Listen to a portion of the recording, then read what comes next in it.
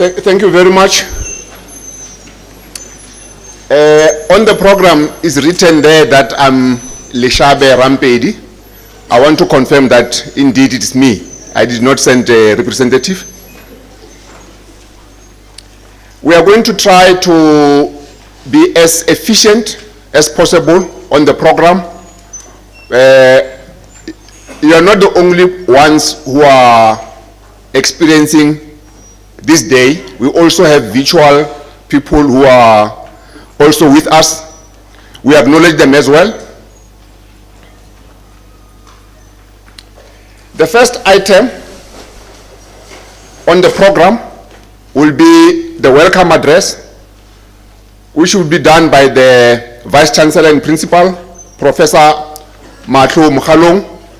And then after that, there will also be remarks and acknowledgement of guests by the Executive Mayor or representative of the Executive Mayor of Polokwane, who will introduce the person representing the mayor. In that order, for now, can I kindly have the pleasure to invite Professor Mkhalong to welcome us.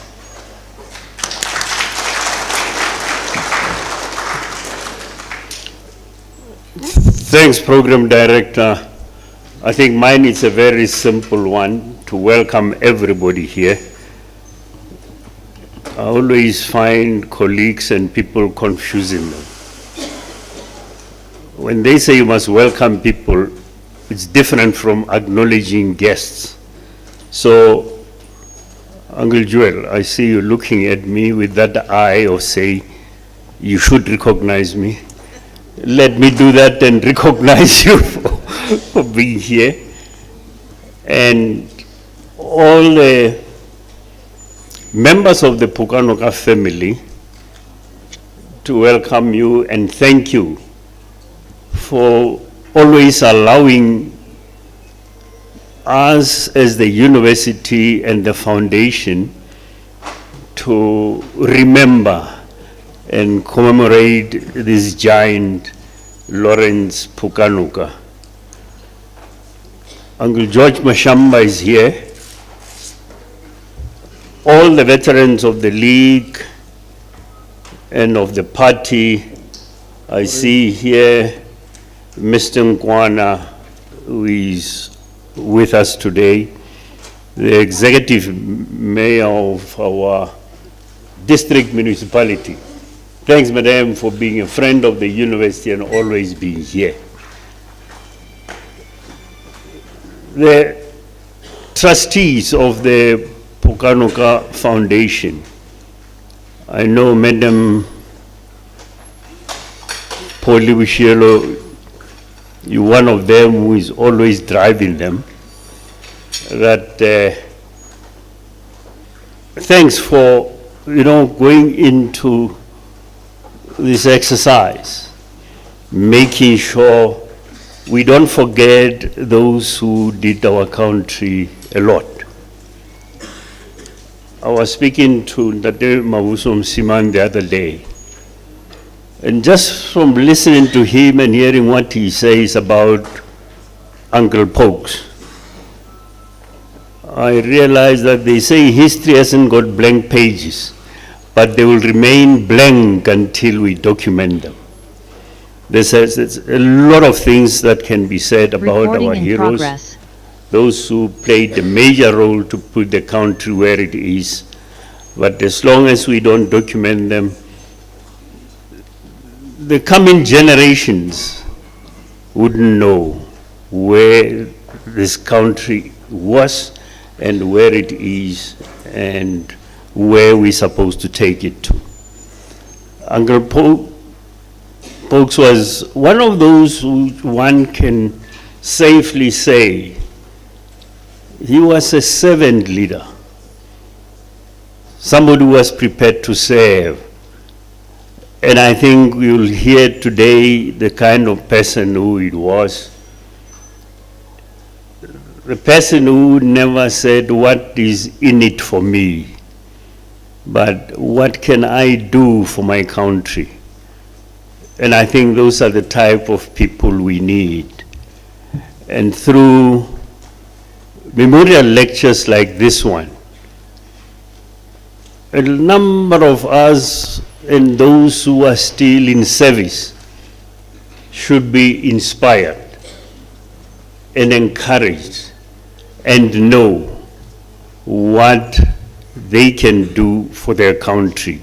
Not to say, I'm going in, the latest thing, they say to fight for tenders.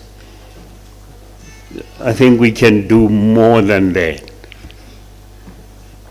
So 7 leaders like Pokes are the ones we need, are the ones we should learn a lot from. With those few words, let me welcome you all to this hall at the University of Limpopo. I must say, I know the family might not say it, but I'm impressed to see us having filled this hall. I think the audience of today shows that the foundation is gaining traction. Because if you think of the first one which we had where Khale Motante was addressing us, we were not this many. So Uncle Joel, as you come through, don't pull punches. Say it as it is. Here are many people who will take that message over and spread it. With those few words, you're all welcome, feel it free, and let's enjoy the day. Thank you.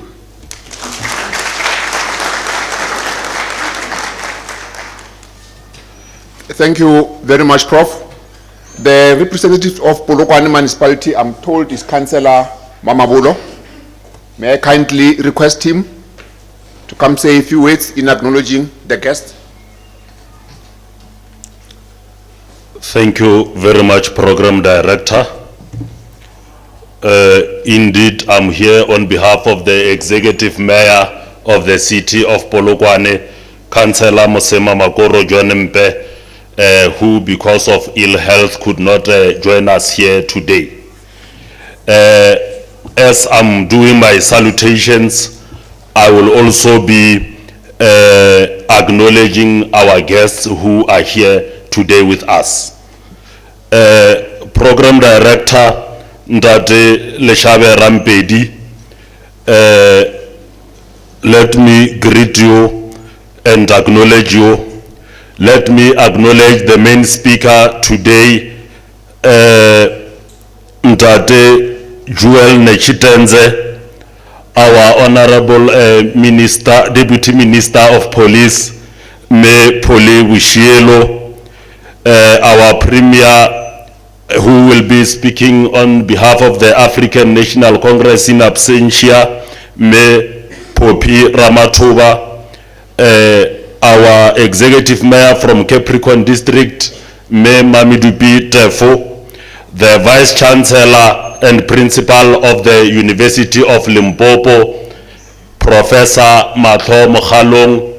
Last time we were together welcoming the athletes, and I said these words, and I'm gonna say them again here, that Prof, thank you for being the person you are, for being a father to the people of Mankweng, a father to the people of Polokwane, a father to the people of Limpopo. You know, when you have run your race, you need to receive your accolades while still alive. We appreciate all your efforts, Prof. Can we give him another round of applause? Members of the Phokanoka family who are here with us, and the Lawrence Phokanoka Foundation, leaders of the SACP, COSATU, and our broader mass democratic movement, our religious leaders present here, veterans of our struggle, student formations, civil society representatives, members of the media, distinguished guests, comrades from all corners of our province and beyond, ladies and gentlemen, Khotso Aibele. I stand here with great honor and profound humility to extend a heartfelt welcome to every one of you to this sacred gathering, the second Lawrence Phokanoka Annual Memorial Lecture. They said I will acknowledge the guests, and I will also give message of support on behalf of the Executive Mayor. I will read his words as they are. Before I go any further, Program Director, allow me on behalf of the people of Polokwane to welcome you to the City of Stars, a city on the rise, a city that carries with it the legacy of our forebearers and the hopes of future generation. As Polokwane rises, we are not rising alone. We are rising with every community, every worker, every student, and every soul committed to building a just and dignified society. In our city, we believe in shared growth, shared dignity, and shared responsibility. You are not the visitors here. You are part of our journey, part of our collective ascent. Today, we converge to invoke the living memory of a revolutionary whose fire continues to burn in our collective consciousness. Lawrence Phokanoka was a frontline combat in the war against apartheid, a torchbearer of the working class struggle, and a tireless servant of our people. His name is entered in the annals of liberation history, not because he sought glory, but because he stood firm when it mattered most. Comrades, we are gathered here today to reflect on the life and times of the towering giant of a towering giant or a towering figure. But more than that, we are summoned to draw lessons not only from his theory, but from his praxis, not only from what he said, but from what he did, because it is in the doing that true leadership is tested.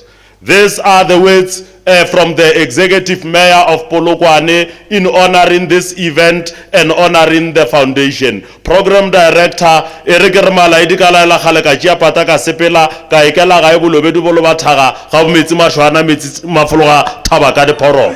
Tobe. Wow. That's the beauty of getting together. We kind of enjoy life from all perspectives.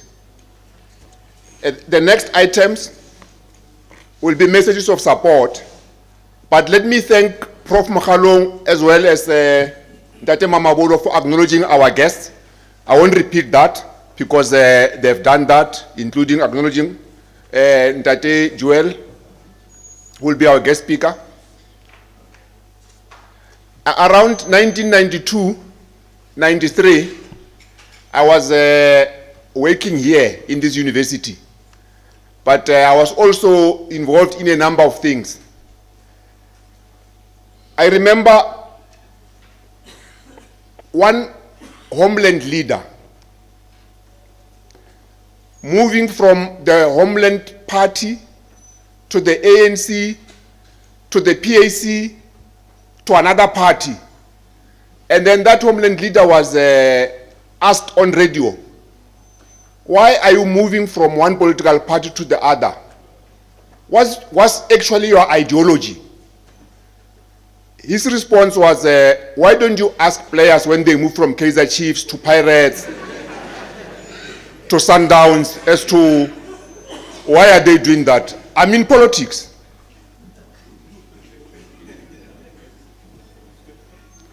So I'm sure that problem, when we live here, to some extent, we'll have dealt with it. Ideological clarity, as they say. I'm requested to quickly, before I call for messages of support, to acknowledge board members of the Lawrence Madimeja Phokanoka Foundation. The chairperson of the foundation is Ntate Ngwatu Rachidi. Can just wave a hand so that they see you. The executive secretary, Ntate Jack Matlala.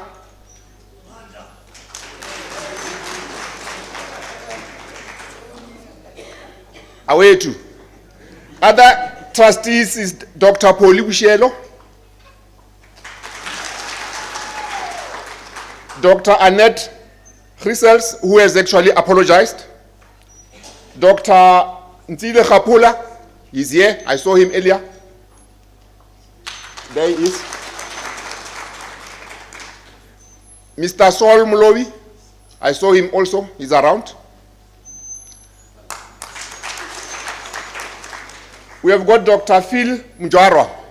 He's an ambassador in one of the UN agencies. He's somewhere in Europe. We have got Ntate Lishabe Rampedi. He's here, talking to you now. We have Miss Joyce Muloi Murupa. She might join us. I was told she was somewhere in Cuba.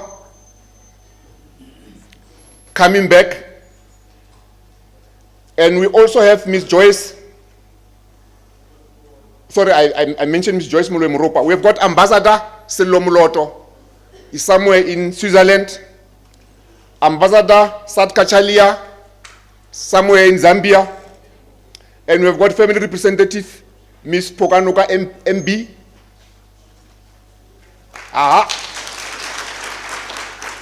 As well as Miss Lintswane Ivy. Away too. Thank you very much. In terms of the messages of support, they will go in this order. We'll have COSATU, we'll have the SACP, we'll have the ANC Veterans League, we'll have the ANC, and then we'll also have a special guest who will address us as part of the message of support, Comrade George Mashamba. COSATU, Are you here? Followed by the SACP. I don't want to call them one by one. COSATU, SACP, Ntate Phala is here from the Veterans League. I noted that they acknowledged the secretary of the Veterans League, but there's also Ntate Phala.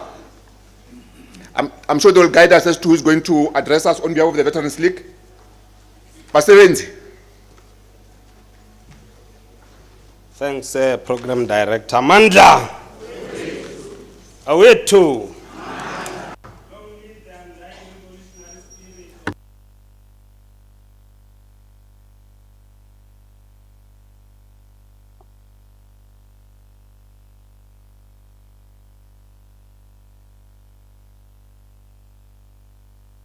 Amatova in absentia.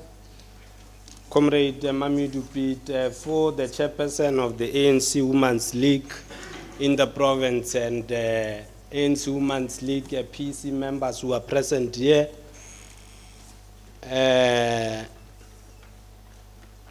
Vice Chancellor and Principal of University of Limpopo, Professor Mukhalo. The veterans who are here, Comrade Neti Tente, the members of Phokanoka family, the members of the board of foundation, comrades and compatriots, receive our fraternal revolutionary greetings from COSATU.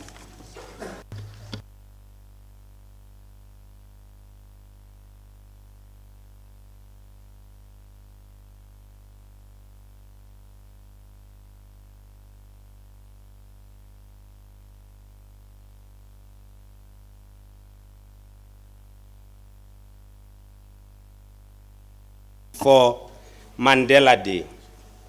Comrade Lawrence Phokanoka contributed to the reconstruction and development of democratic South Africa. He was the leader of democratic South Africa. We have learned that Comrade Phokanoka was a deputy commissar to Comrade Chris Hani in the famous Umkhonto weSizwe's Lutuli detachment, which jointly with the Zimbabwean People's Revolutionary Army, ZIPRA, they waged heroic battles in the Wanki and Spolilo in the then Rhodesia in the late 1960s.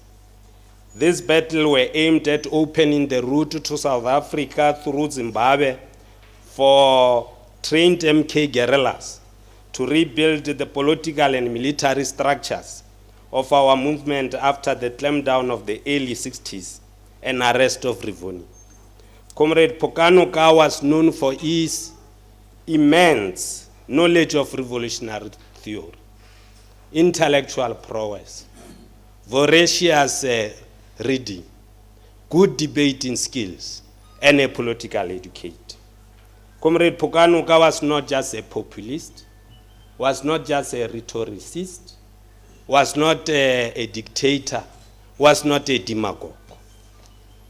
He led with the full understanding of the political and structural nuances of the day, fully convinced that his freedom was intrinsically linked to the freedom of his people. That's the reason he declined the parliamentary position. He was fully convinced that the life well lived was a life that was dedicated to enhancing the freedom of others. Like Nelson Mandela said, open quote, freedom is indivisible. The chains on any one of my people were the chains on all of them. The chains on all of my people were the chains on me, close quote. Now the liberation movement has gone through seasons of immense difficulty, almost defeat, serious persecution, and at times it seemed of natural consequence to be consumed by currents of despondence, unable to see today's challenges, unable to see beyond today's challenges and today's struggles. Comrade Phokanoka, however, had an exceptional ability to see beyond today's challenges and today's struggles. The ANC today is riddled with factions. Comrade Neti Tense warned the ANC about the proliferation of these factions in the ANC in Umkhabula of 2006 through the article titled "Of Cats, Factions and Revolution." The Communist Party of Soviet Union, that particular article, it accounts to what actually causes the factions. And it also drawn a best lesson from the Communist Party of the Soviet Union, that it was replete of factions in the early 1900s, which the party was divided into the Mensheviks and Bolsheviks. And through the decisive ascendancy of Comrade Lenin through the Bolsheviks, the factions were outlawed in the Communist Party of the Soviet Union in 1921. So the ANC has capacity to deal away with the factions because they are eating the fabric unity of the organization.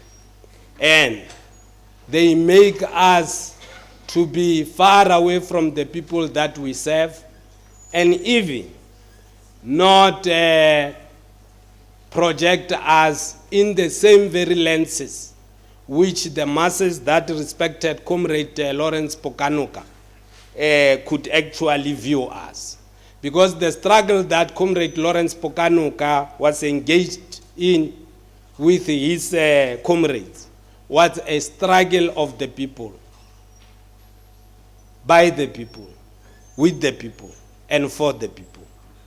So the million-dollar question that we should ask ourselves today: what kind of a struggle are we engaged in? Who are we actually fighting for? And when we claim to be fighting for the poor, poorest of the poor, why these poorest of the poor are moving away from us? So that is the question that we should actually answer today as members of the ANC. Now the ANC needs the leadership across all structures, the leadership that will be able to provide action in the event of hesitation, the leadership that will be able to provide optimism to our society in the event of cynicism, the leadership that has got determination to ensure that when there is floundering, people will actually realize a better tomorrow. Comrade Program Director, we thanks very much. Mandla!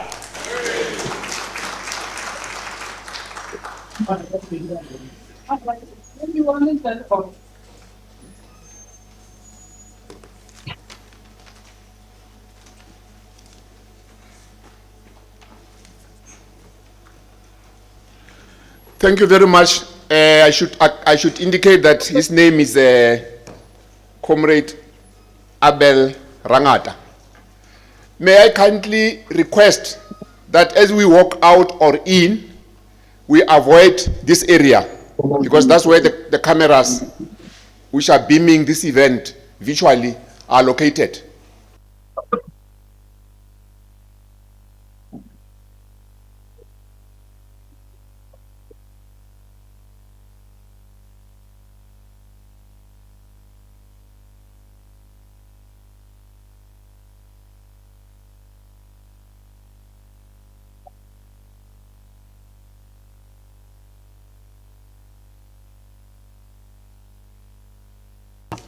I was talking with the mic off, and he happens to be Comrade Mike Mahoba. Welcome, Com. Thank you very much. Amandla. Viva ANC, viva. Viva COSATU, viva. Viva South African Communist Party, viva. Viva Student Alliance, viva. And thank you very much for this opportunity given to us as the South African Communist Party. I'm here representing not the party at the provincial, but I represent the party at the district level, named after Comrade Stalandwe, Comrade Phokanoka Lawrence, hailing from Tzaneen, which is a district which we are leading there as a member of the district executive of the Communist Party. Thank you very much.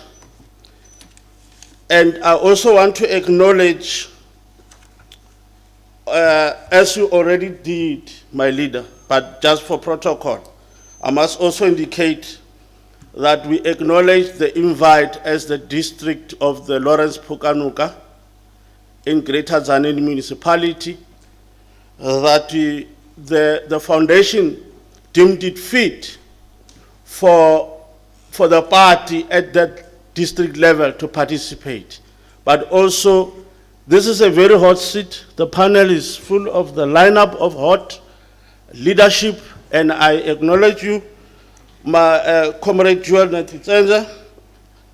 I also acknowledge Comrade Leshabe Rampedi, Comrade Mamirupi. I also acknowledge you, Comrade David Nkwana, my mentor, members of the Phokanoka family, as you rightfully did as well.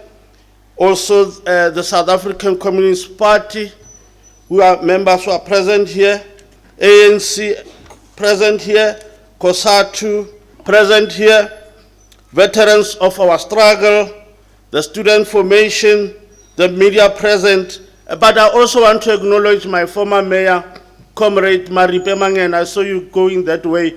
You are more than welcomed and acknowledged by this August House and the Communist Party from Lawrence Phokanoka.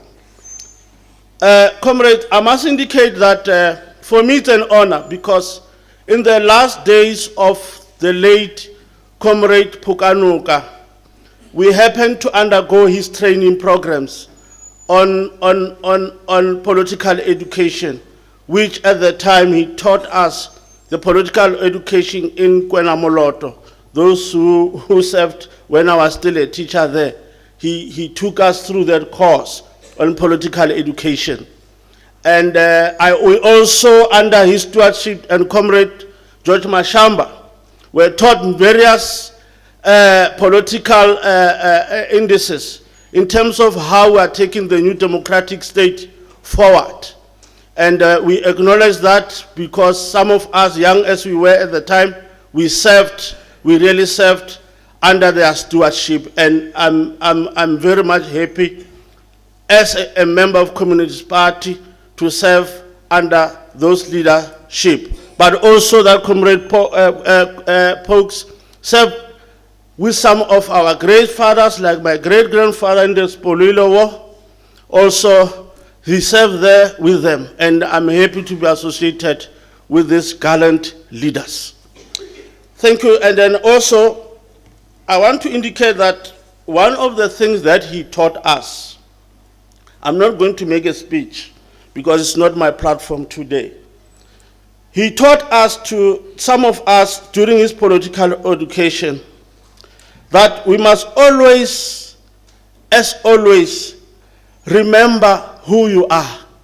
You must not always be position drunk, as we see it today. You know, Comrade Leshabe, when we were still in Polokwane together, Comrade Pokes, I know the ANC recommended him to serve in the provincial legislature by then. But I was so perturbed that Comrade Pokes said, no, I will not serve there, but I will serve in the Department of Safety and Security, I think, at the time.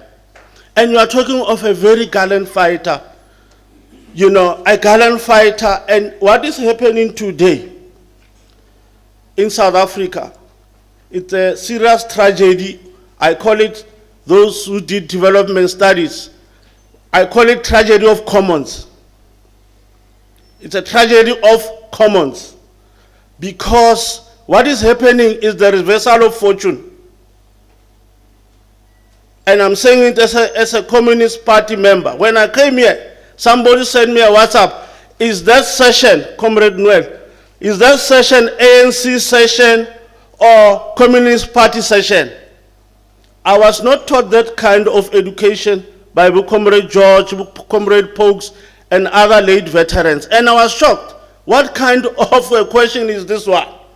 when we are going there to get a lecture, when we are going there to reflect on what is happening in the trajectory of transformation today, I must indicate, beside my role as a member of the Communist Party, but I'm also of a royal house in Makobaskloof, where there are problems there. I was asked by Dr. Mwepe here, what are you doing there?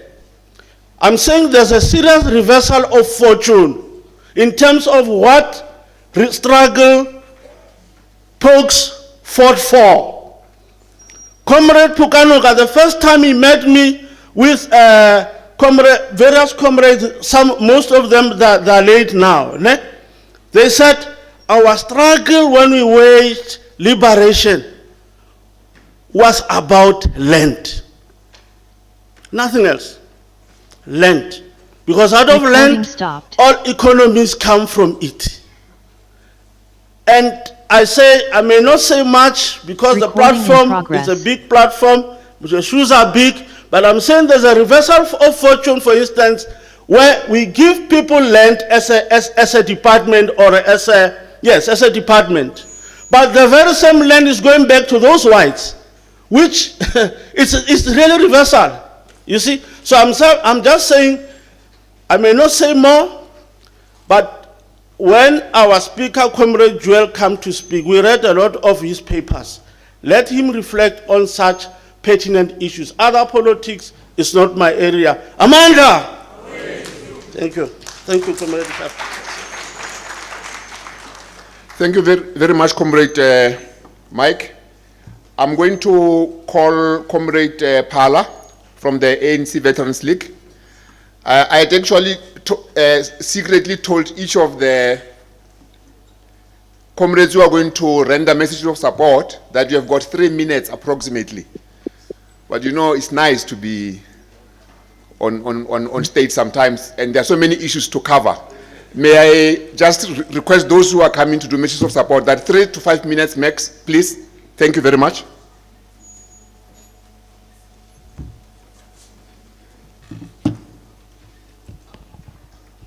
Amandla.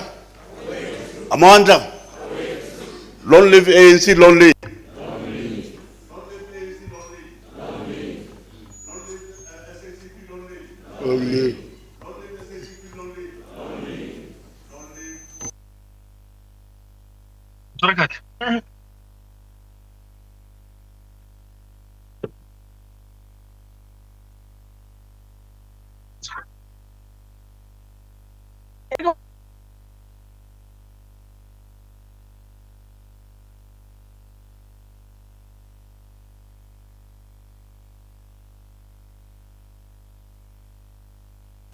Starting with the Deputy Minister,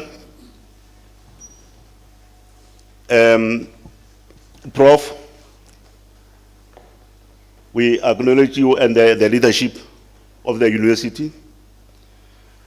Veteran Nechitenza,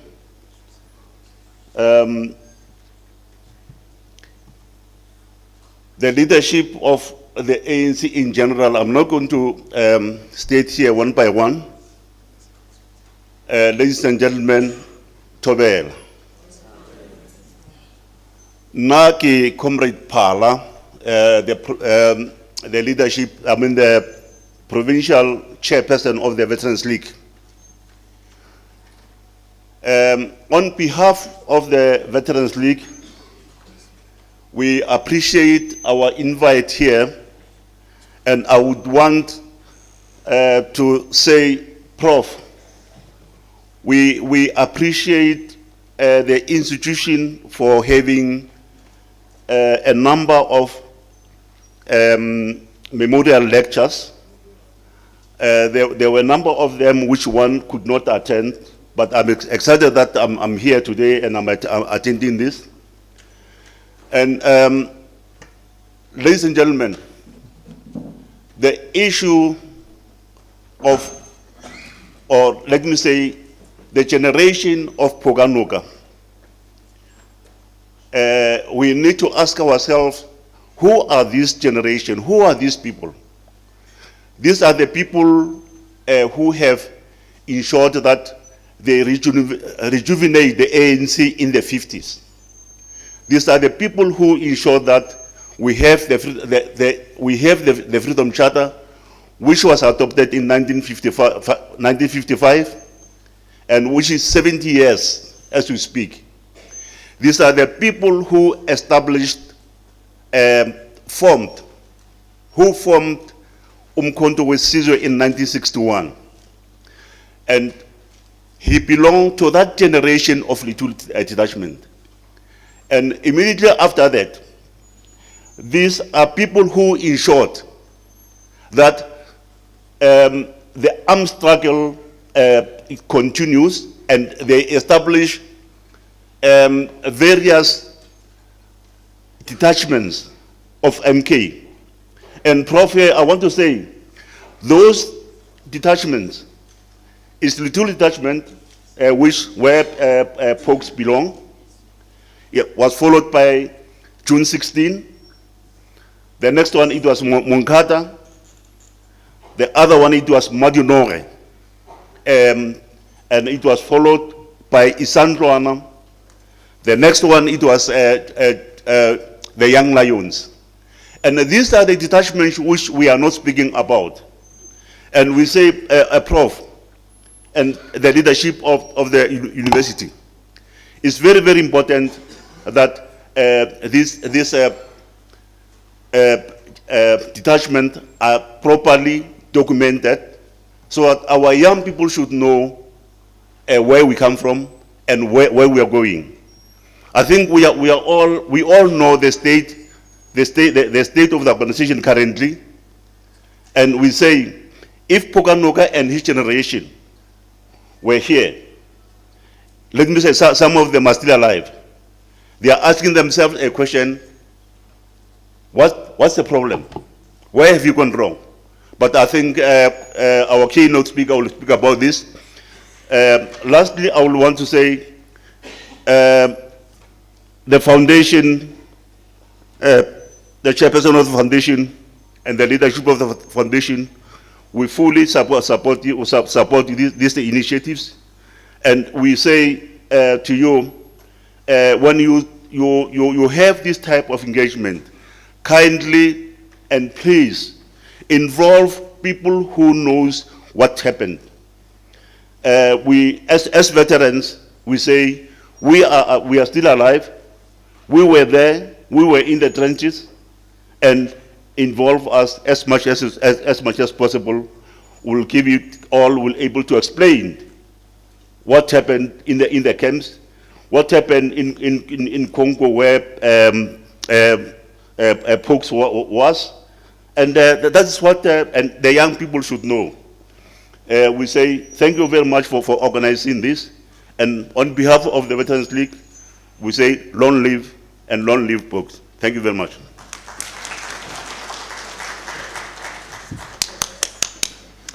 Thank you very much, Comrade Pala. He was actually 5 minutes on the dot. Thank you for your beautiful words. We are living in the era of technology, artificial intelligence, and all associated developments. The next speaker is going to address us visually. So, I'm going to check. The next speaker is Comrade Poppy Ramatuba, who is going to speak on behalf of the ANC. Comrade Poppy, are you able to connect with us?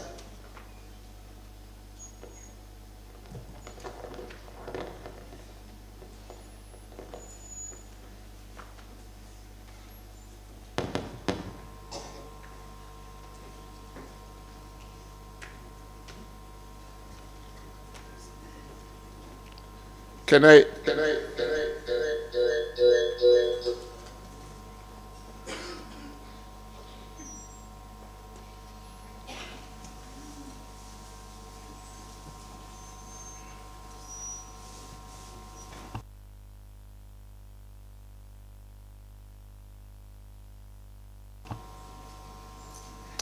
Okay. What I will do is I will call the next speaker while we deal with the challenges. And the next speaker is Comrade George Mashamba. I feel honored to call him to the stage. He has asked me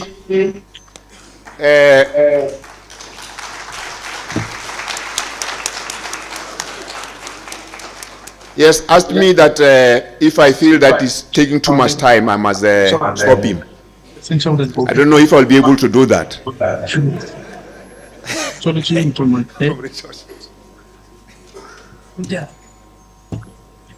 Comrade, the program director won't have to do that. And because of that, all I'll say is all protocol observed. I'm here coming from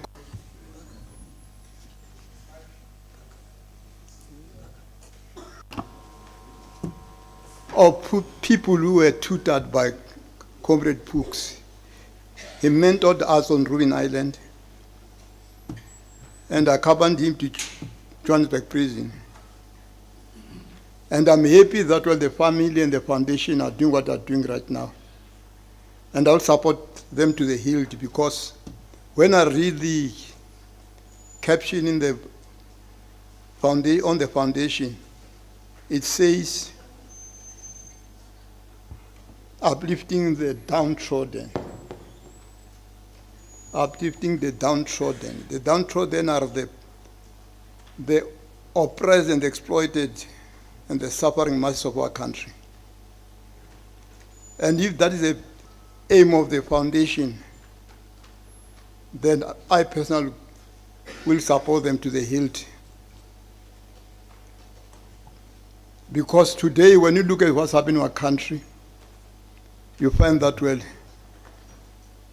the downtrodden, their position actually is going down and down.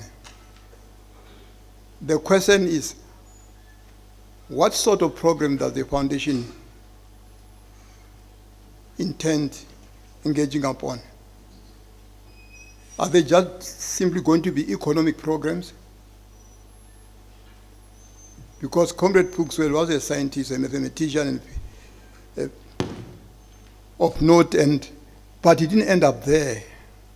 He was concerned with making sure that a society in which will be able to utilize the science he had been taught at varsity is created. That's why he ended up not only joining MK and ANC, he ended up actually not joining. I understand he started his own Communist Party before he knew there was a Communist Party.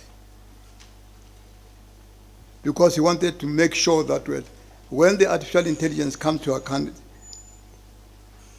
country, we're able to utilize it in a way that will not create unnecessary unemployment. And I will urge, therefore, that let us not remember Comrade Pooks in speeches once a year. Let us make sure that we access a lot of material that he wrote when he was Ruin Island. I guess even what out of Ruin Island was writing. And come to learn what was it that he was struggling for.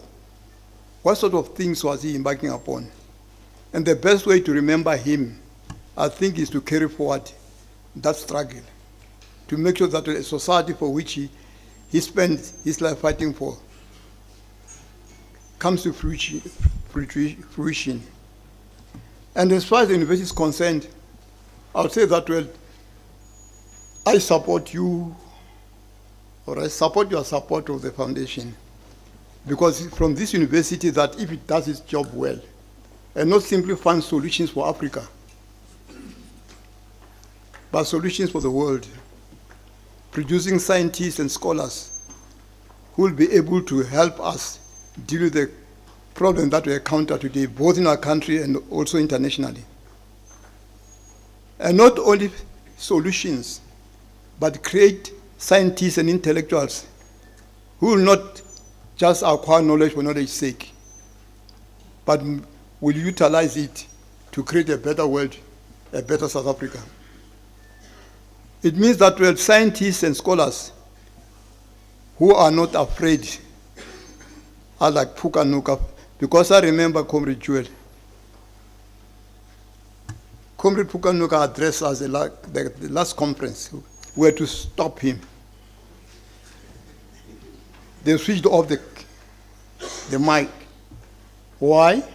He was very unhappy. He was very much perturbed. He said, well, the way we are going the dogs. And if we continue at this rate, and then he went on speaking, and then the conference said, oh, wait. But I would like us to continue in deeds, not in words, not in talking like this, but making sure that, well, like I said, the society that he fought for becomes a reality.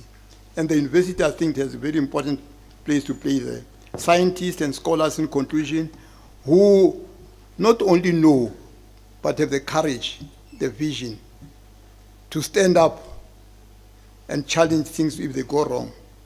It doesn't matter who is going wrong. Our scientists, our scholars should be able to say, sorry, Mr. President, we think you are going astray, if that is the case. But if you just produce people who will get distinctions and be employed by multinationals, and it ends there, that won't be the way of remembering Phokanoka. And I think, coming as it does from the villages, this university will also extend to these villages and make sure that it does uplift the downtrodden and give them courage, give them confidence, so that they're in the forefront of fighting for the society for which Comrade Phokanoka lived and died for. Thank you, Chair.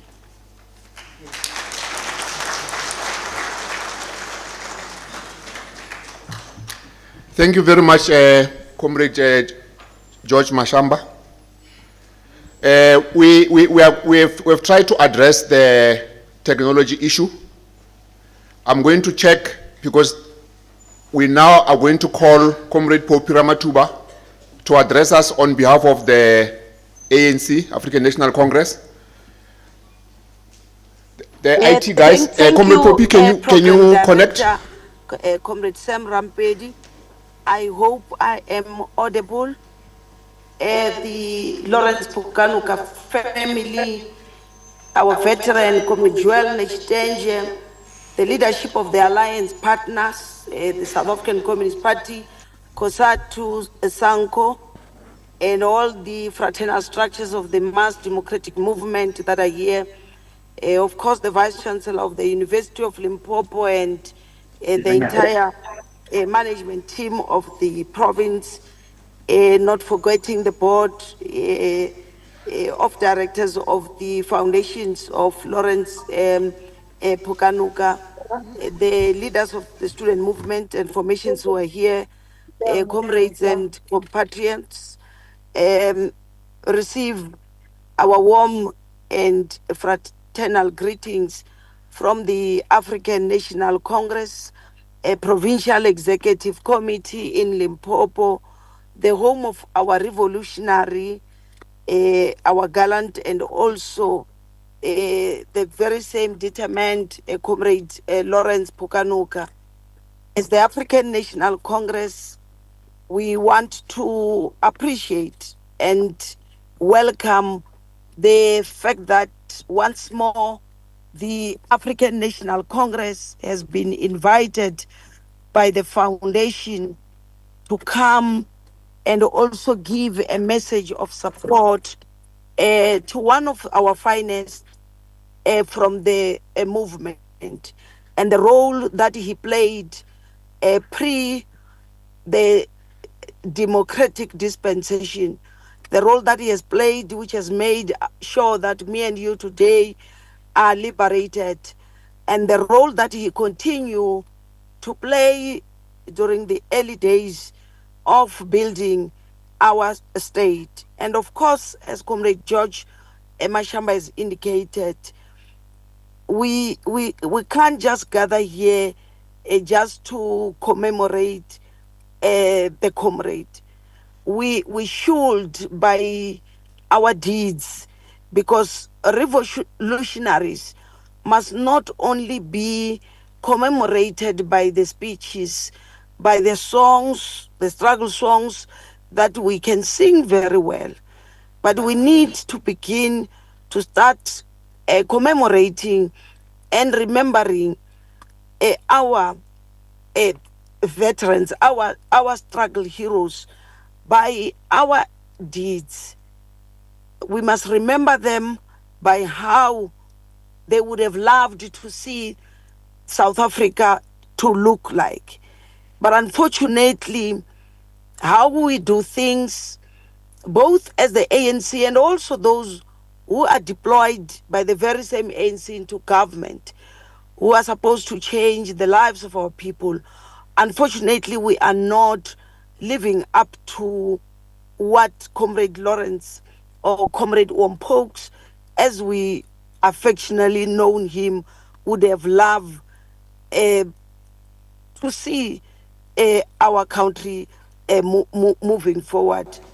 Because Comrade Pokes also taught us that commitment to the people's struggle must translate into a capable developmental state, which the one that is ethical, the one that will be people-centered, the one that will be efficient, and the one that will have the ability not only to deliver economic transformation, but also the much needed basic services of our people.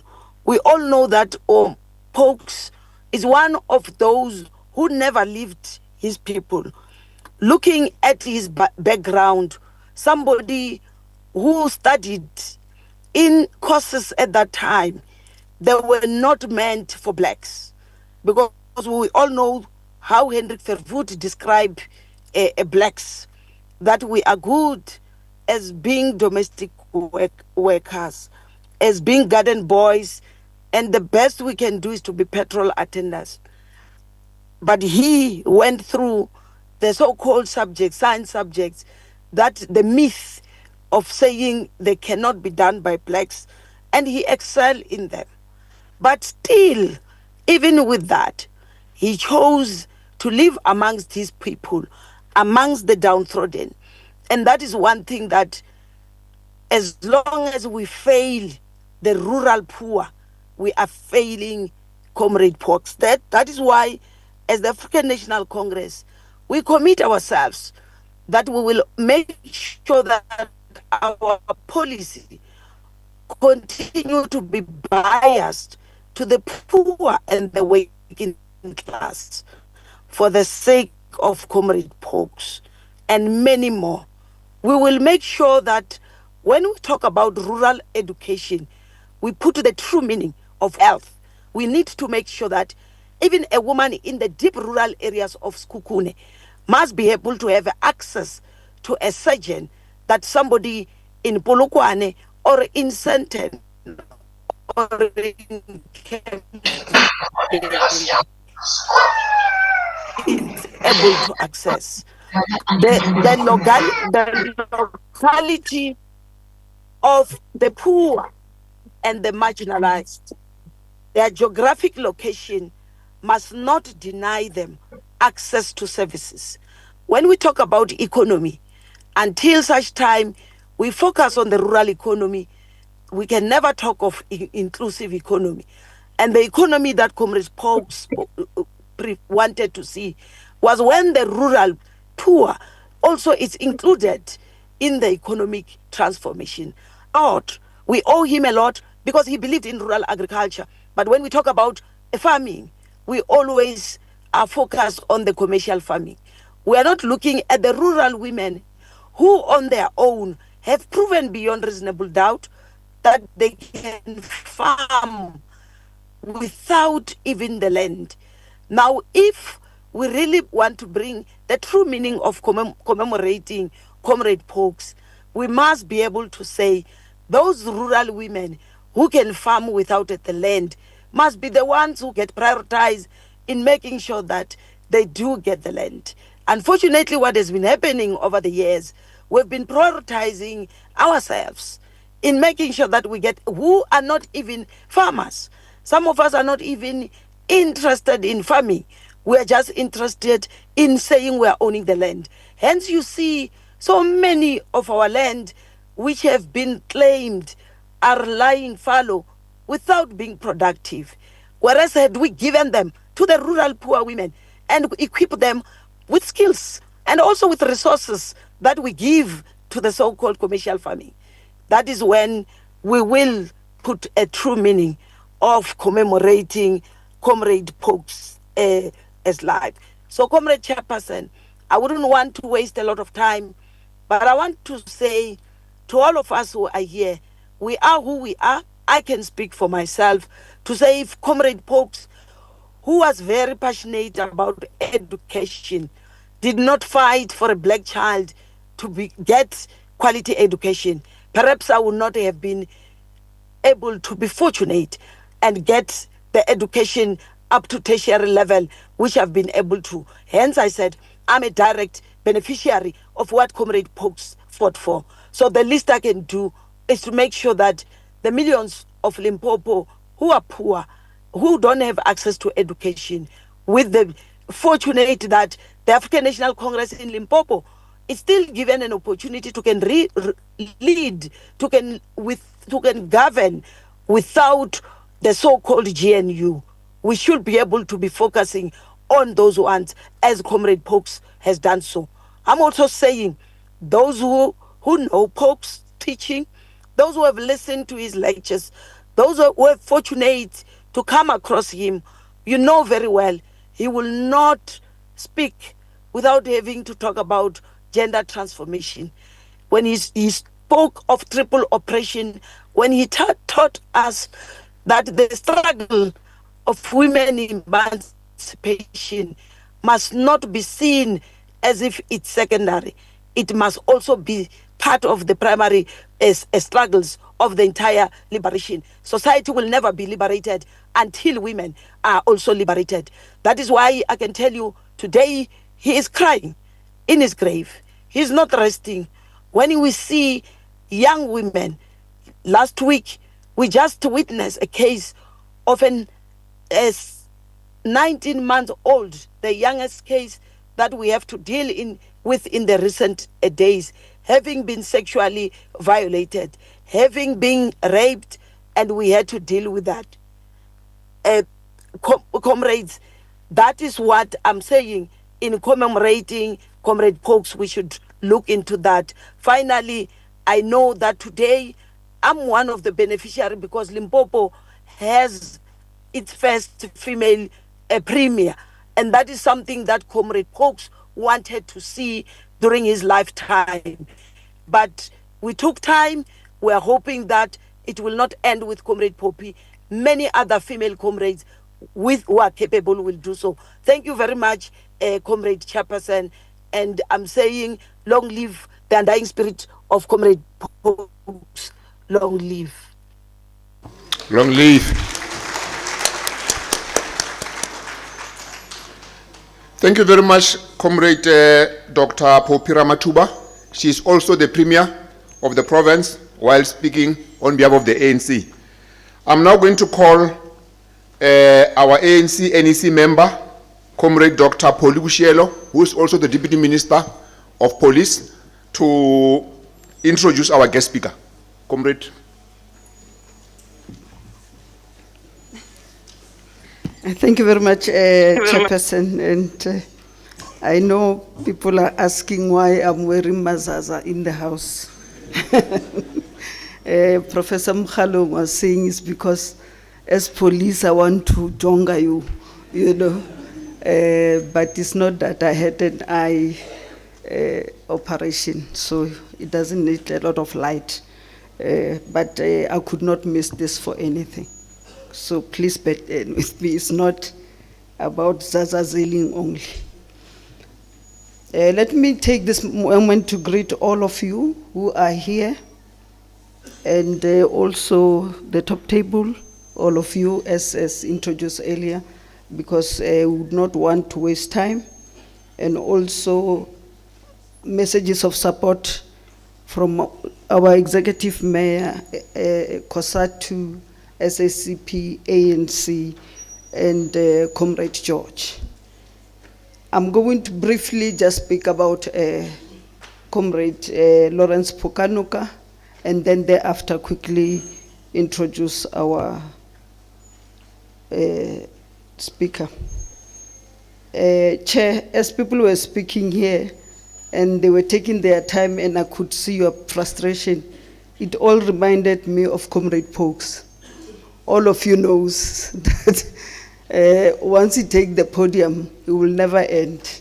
So you will write a note to him and say, Comrade Pokes, please wrap in 5 minutes. Then he'll take it and read. I said, oh, the note says I must finish in 5 minutes. Thank you. And then he put it down and go for another hour. So that was what Comrade Lawrence Poka was about.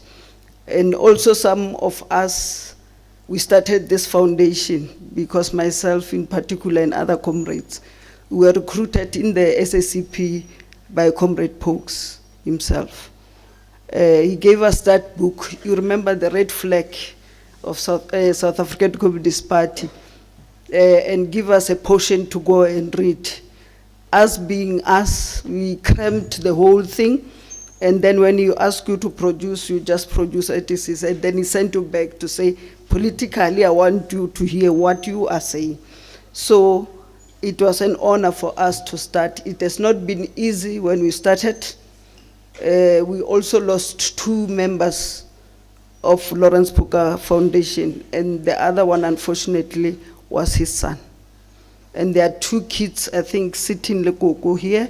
The other one is in grade R, the other one is in grade 2, that were left by Ntate Phokanoka Jr.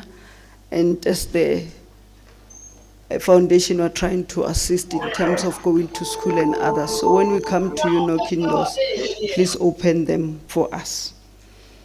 Comrade Madimecha Lawrence Phokanoka was born on the 10th June 1938 in Rapatla village, Skukuni land, in the Middleburg district. His father, Jacob Marwale Phokanoka, was a teacher, and his mother was a housewife who earned additional income as a dressmaker. His early years were spent moving between villages before settling in Sukwati, Kamamone. In 1945, at age 7, Comrade Phokanoka was sent to live with his aunt in Alexander Township, Johannesburg, where he began his education at a Lutheran church school.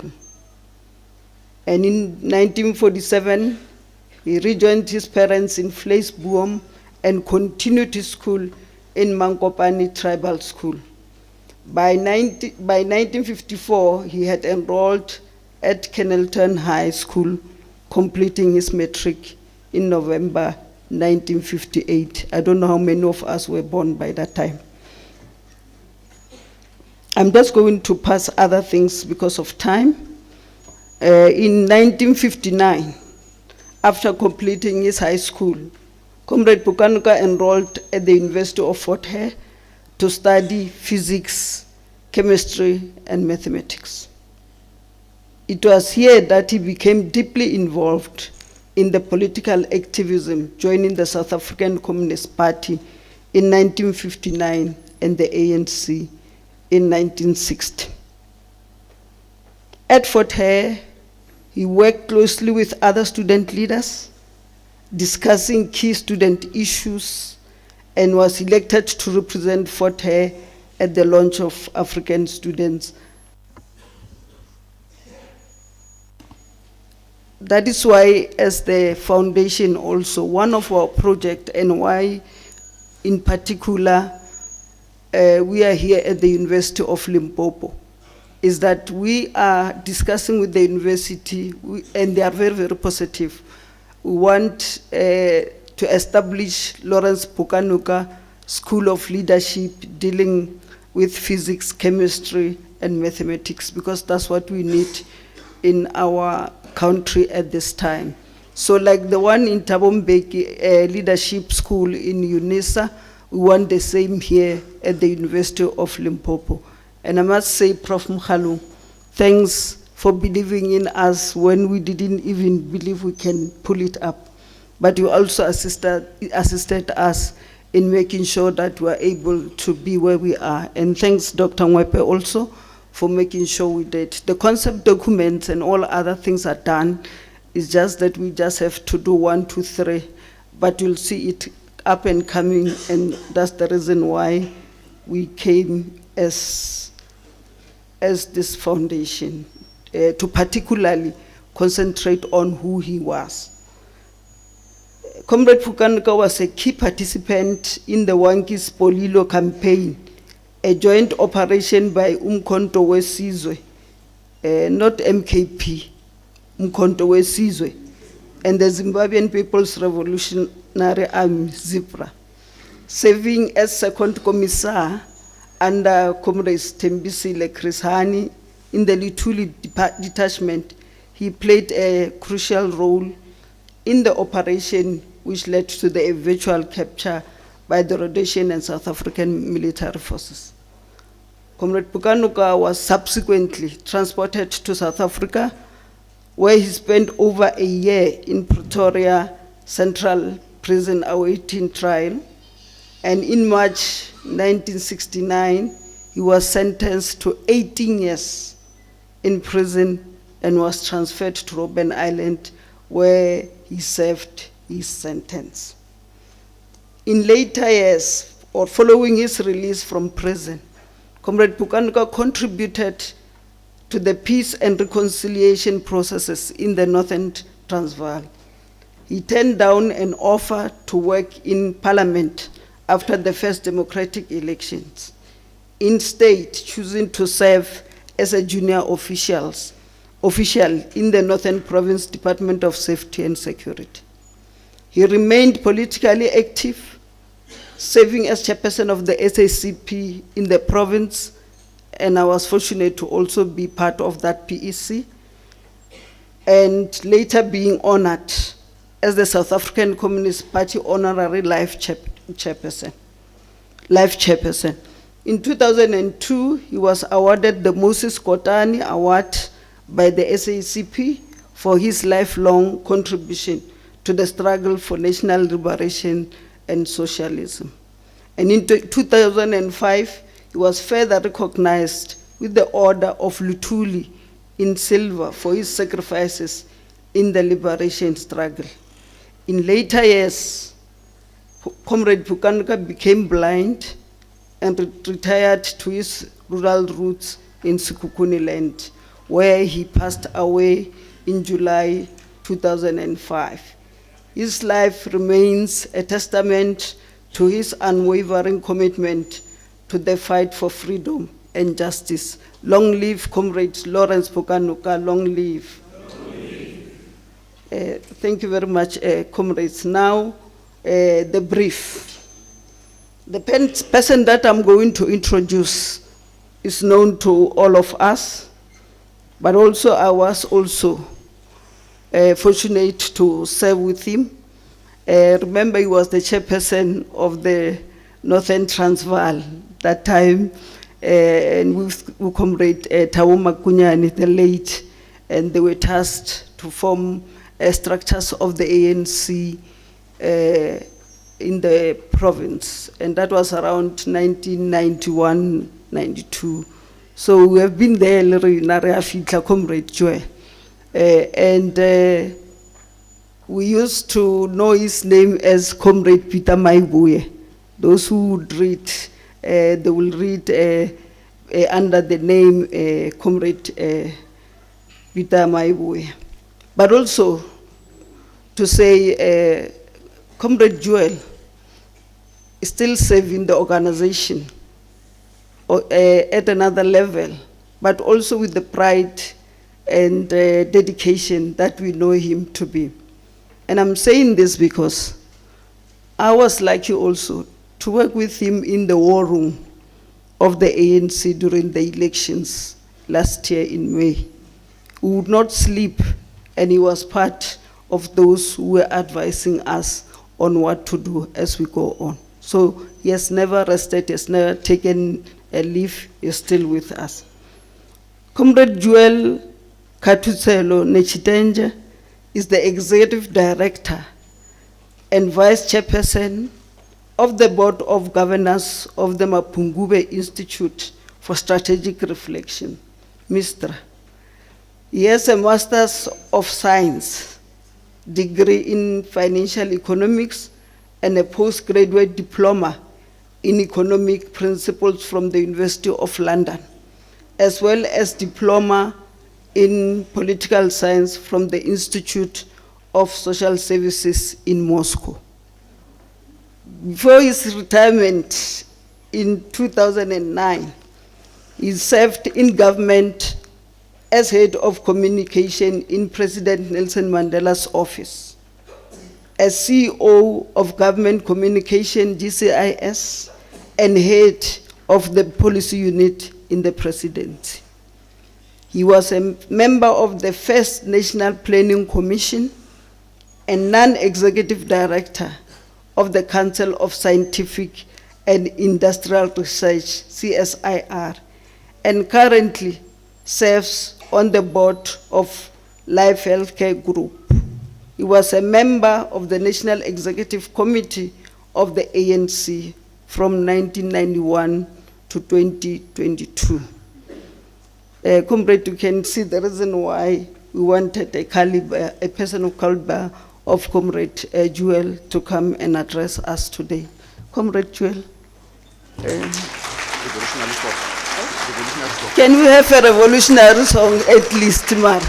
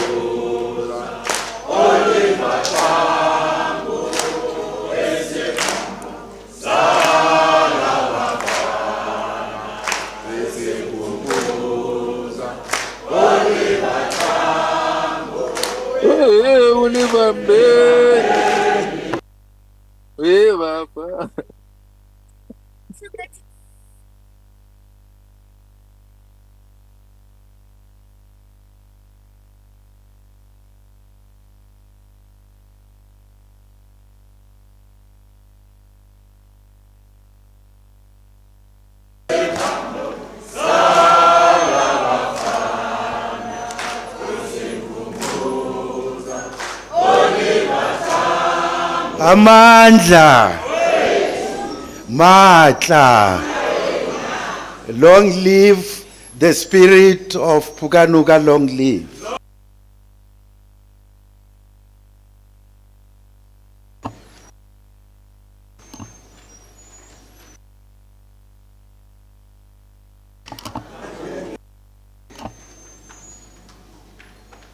Let's hope the mic will be able to stay on. Program Director, the eminent guests who are present today at this lecture have been introduced by the other speakers, and in the interest of time, I will not repeat the names. It's the Phokanoka family and the foundation, the leaders of government across the spheres, leaders of the ANC, including its leagues, the broader tripartite alliance, and the mass democratic movement. I should apologize also on behalf of myself and the VC to Comrade George Mashamba, that as you are speaking, we sneaked out. It's not because we were running away from a former member of the Integrity Commission.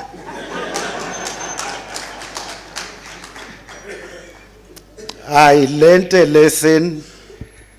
One young MP was joining parliament in some country, and another one was retiring. So he said to the old one, Sage, what can you advise me about politics? And the sage, the retiree, said, my son, make sure that when you go to any event, start at the bathroom. And at my age,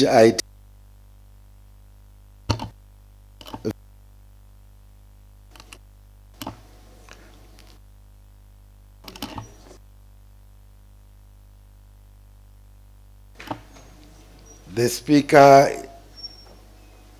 or rather the mic is going on and off. Let's hope it will be able to work properly.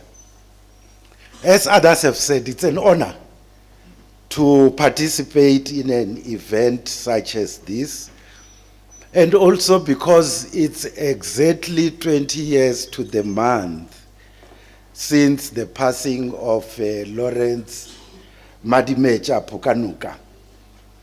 And there are many links and threads of history, some visible, some invisible, that characterize the life of this hero of our struggle. And so we discover, as has been said, that he had a special disposition for mathematics and natural sciences. And he was enrolled for a Bachelor of Science degree and applied mathematics and physics at Fort Hare. Like Tambo and Nokwe, who were also natural scientists, by the way, he recognized that the language and logic of mathematics are incomplete without the mastery of social sciences. In that sense, he was a transdisciplinarian. Those visible and invisible threads also find expression in the mentorship he underwent in exile under Oliver Tambo, Florence Maposho, Joe Slovo, Yusuf Dadu, Moses Kotane, and others. But before that, he was amongst, I think, the most fortunate young people, academically educated at Kilnerton High School under Sifako Mahato, a teacher and former president of the ANC. Then after that, the misfortune of arrest, but still 18 years under the tutelage of Nelson Mandela, Walter Sisulu, Govan Mbeki, and other leaders on Robben Island. As has been said, he was the deputy commissar of the Lutuli detachment under Chris Hani, with Flag Bushielo, Patrick Mulawa, Mavuso Msimang, James April, and others, when MK made its mark in the first battles with Zipra against enemy forces in Wanki and Spolilo in the then Rhodesia. We have heard about the recognition that he received, the Moses Kotane Award of the SACP and the South African Order of Lutuli. But the appreciation extended beyond the political elites. He was elected top of the list to go to Parliament in 1994. But he declined. And as was said, he then served as a community liaison officer in the Provincial Department of Safety and Security. He had to be persuaded to accept his government salary because he felt it was too high.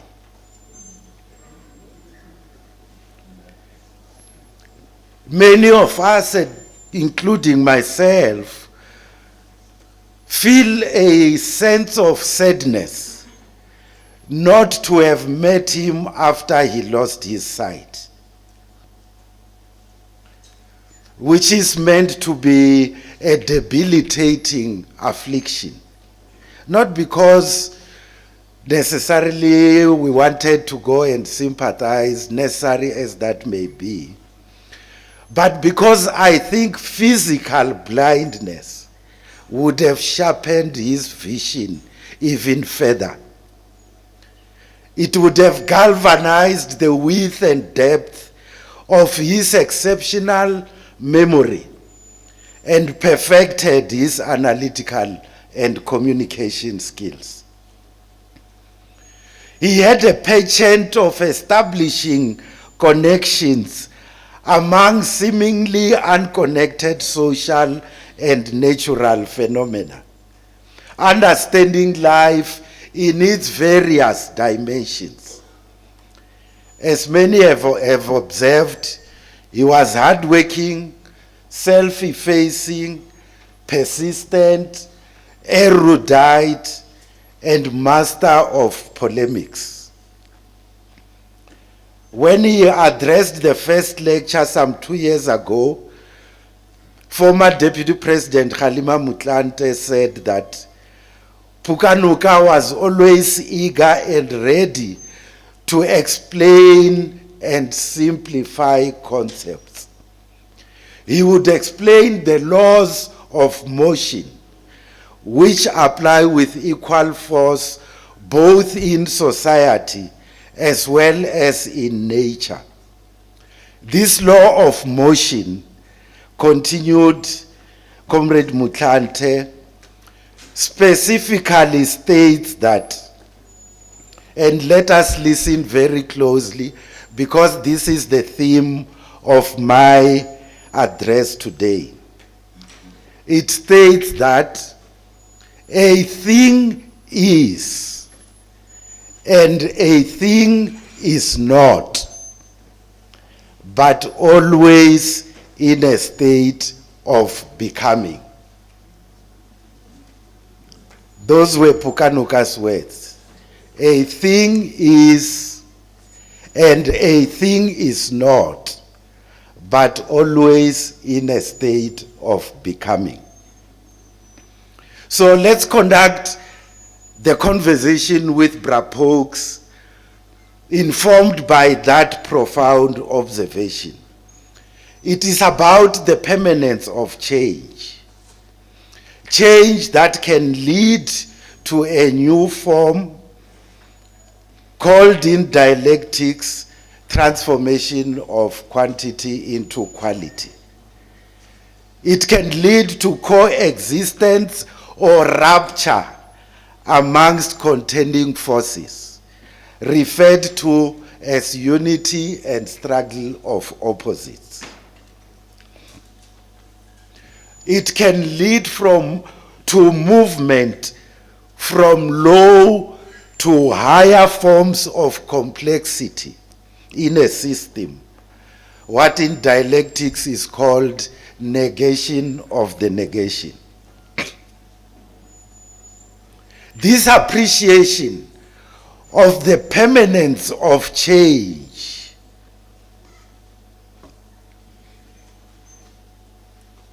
is important as we also deal with the problem amongst so-called analysts and commentators in our society, with dumbing down of discourse becoming a badge of honor. Complexity of social life is simplified to crudity, which is an insidious scourge in our body politic, as destructive perhaps as the material realities of poverty and inequality. And before I elaborate on the global and domestic conjuncture, let me just give a simple illustration. I think, Bushelo, you were once MEC of Education, and you would know about this study called PIRLS, the Progress in International Reading Literacy Study. In 1991, it came up with a shocking statistic that 81% of our grade 4 learners are unable to read for meaning. Now, this is repeated everywhere as a mantra. And some people feel they have to regurgitate it for them to be recognized as experts in education and public policy generally.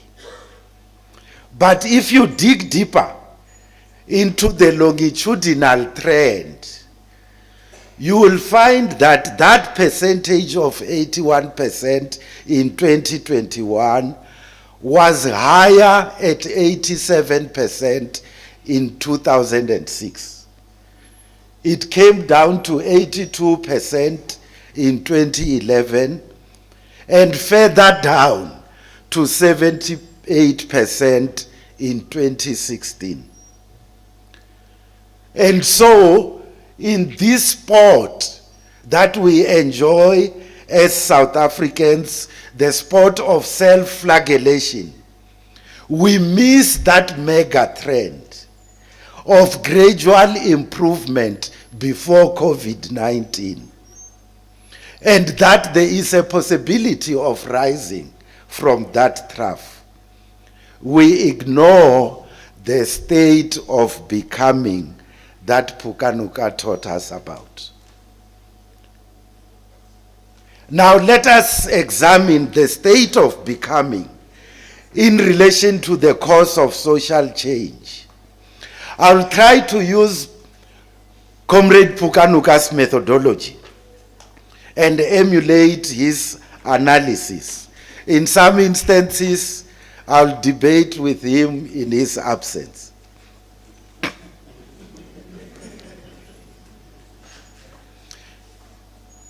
Lawrence Madimecha Phokanoka understood that humans, as social beings, advance their lives by constantly improving the means of production, transforming the natural world.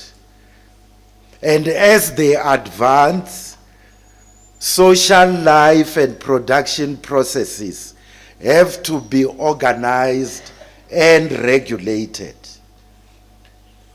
In the course of such advancement, you will have division of labor and specialization, but also appropriation of the product of labor.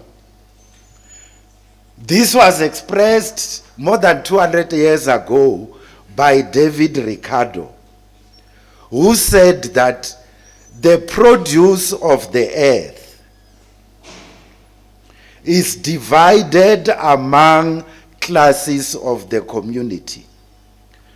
To determine the laws which regulate this distribution is the principal question in political economy.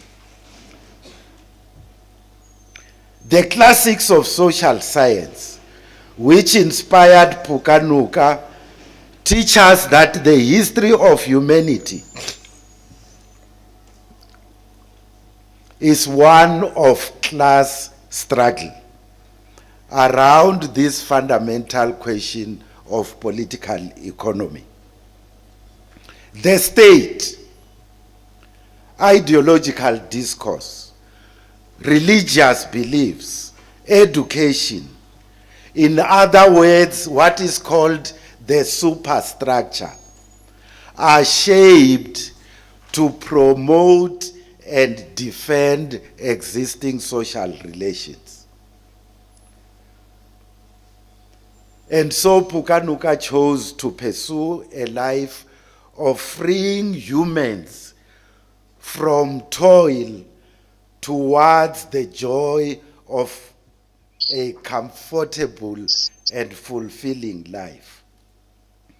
He joined the Communist Party because he sought a global society in which, to quote Karl Marx, a society in which nobody has one exclusive sphere of activity, but each can become accomplished in any branch he or she wishes. This is a society without classes, and even without the need for an overlord in the form of a state. Many have characterized Marxism as an ideology of dictatorship.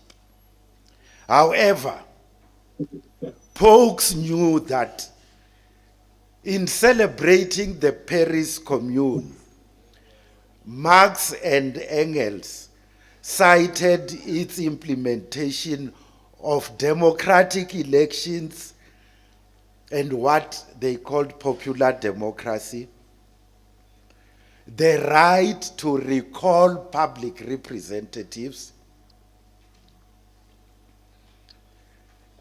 and that there should be correlation between the lifestyle of the political leadership and that of the working people, not dictatorship. So what does this allegation of dictatorship come from? And why is it associated with the socialist revolution? There are two elements to this. The first one is about managing a transition after a socialist revolution because of internal and external resistance. The second one is about the very notion of the concept of the dictatorship of a class, as conceptualized by Marx and Engels. They say that in all class-divided societies, the dominant class assumes preeminence and it uses ideational or influence, ideational capacity and state power to assert its authority. This applies to all class-based societies. Even in a capitalist society, you have a dictatorship of the bourgeoisie. Indeed, in analyzing the collapse of living socialism in Eastern Europe, Comrade Joe Slovo in 1990 argued that even in the transition, and I quote, "the great divide which developed between socialism and political democracy should not be treated as flowing naturally from key aspects of socialist doctrine."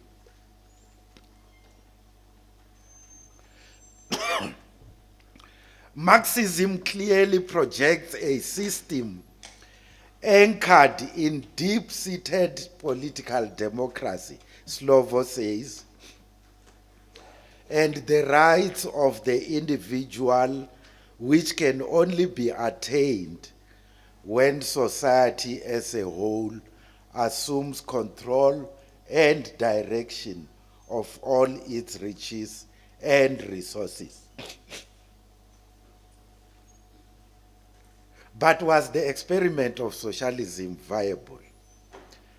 Francis Fukuyama, you may know about him. He wrote a book called The End of History and the Last Man, where he argued that liberal democracy was more superior. Yes, it had weaknesses, but because of the collapse of socialism in Eastern Europe, it had proved that it is permanently sustainable. But today, Fukuyama has been forced to acknowledge what he calls political decay in democracies like the United States, with corruption and crony capitalism or plutocracy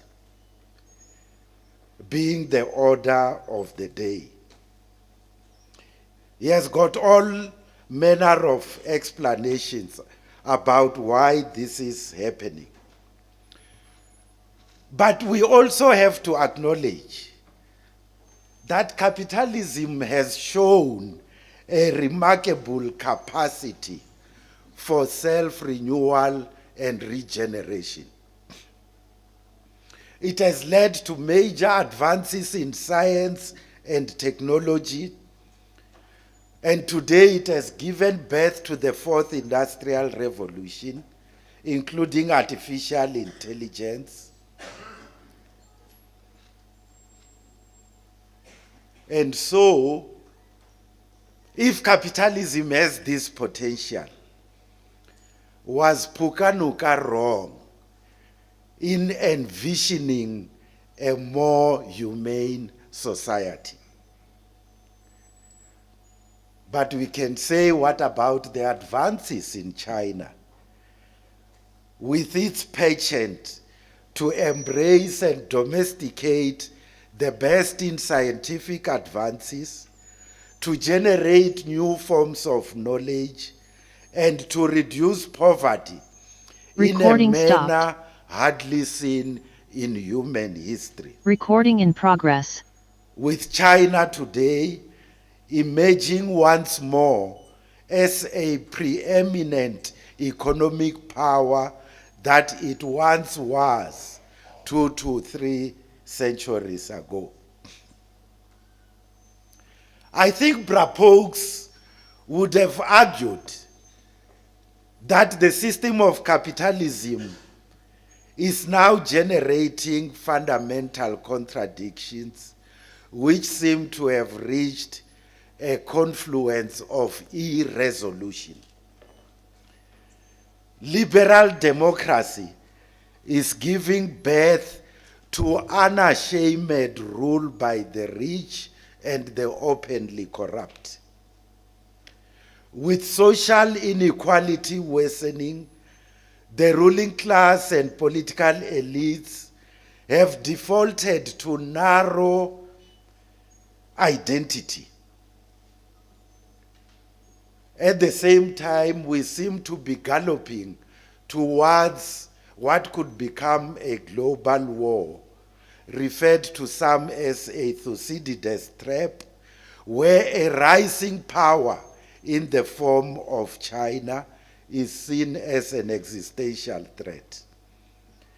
In the Middle East, impunity is celebrated as genocide plays out ever again and unprovoked wars are initiated.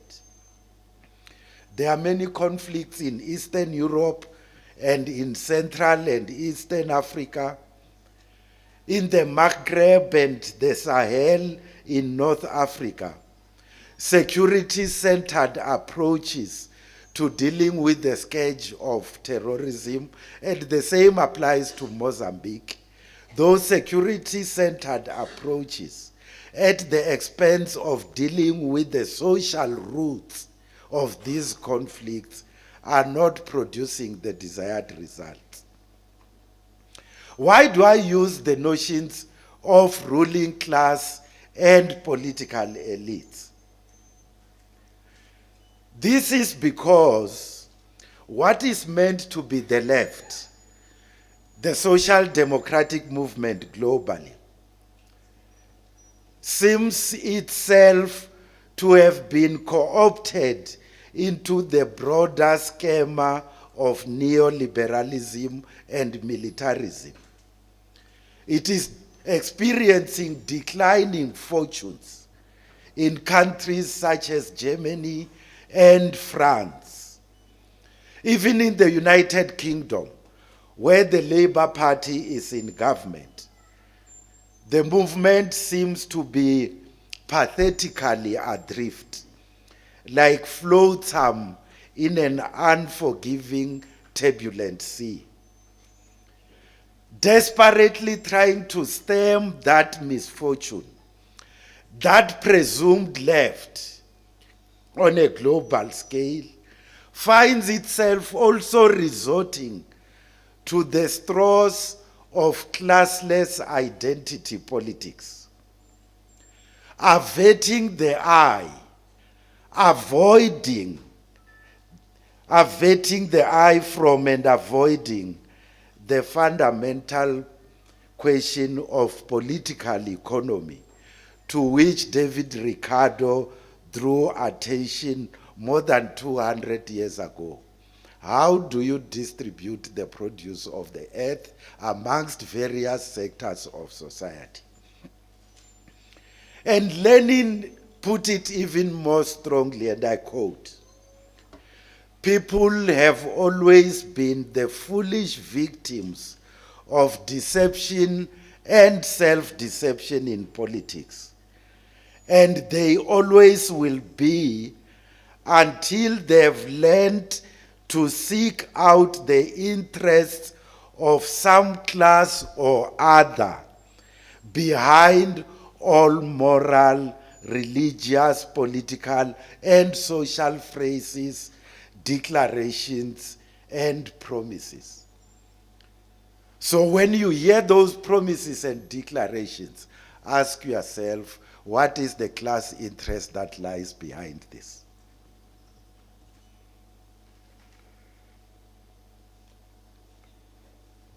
Under these circumstances, I think no one would blame Phokanoka if he were to argue that, long as it may have taken, capitalism seems to now be truly sowing the seeds of its own destruction. Let's now look at the macro-social environment in South Africa. I'll just select a few themes in the interest of time to elaborate on Phokanoka's profound statement. A thing is and a thing is not, but always in a state of becoming. The first theme is what I will refer to as acontextual presentism. In our society, the tendency has taken root that because we are facing many challenges today, nothing has changed since 1994. It's not our purpose today to list all the progress that even the Premier was referring to since the attainment of democracy across all the generations of human rights in the Constitution. Yes, many things could have been done better and faster. But that does not discount from the progress that has been made, and it does not discount the utility of the act of liberation. Because those that we see in the media, whose posts we read in the social media, who say that the ANC has done nothing since 1994, ultimately are saying liberation and freedom were useless. And if I were to use references in the Bible, let's return across the desert to our place of slavery.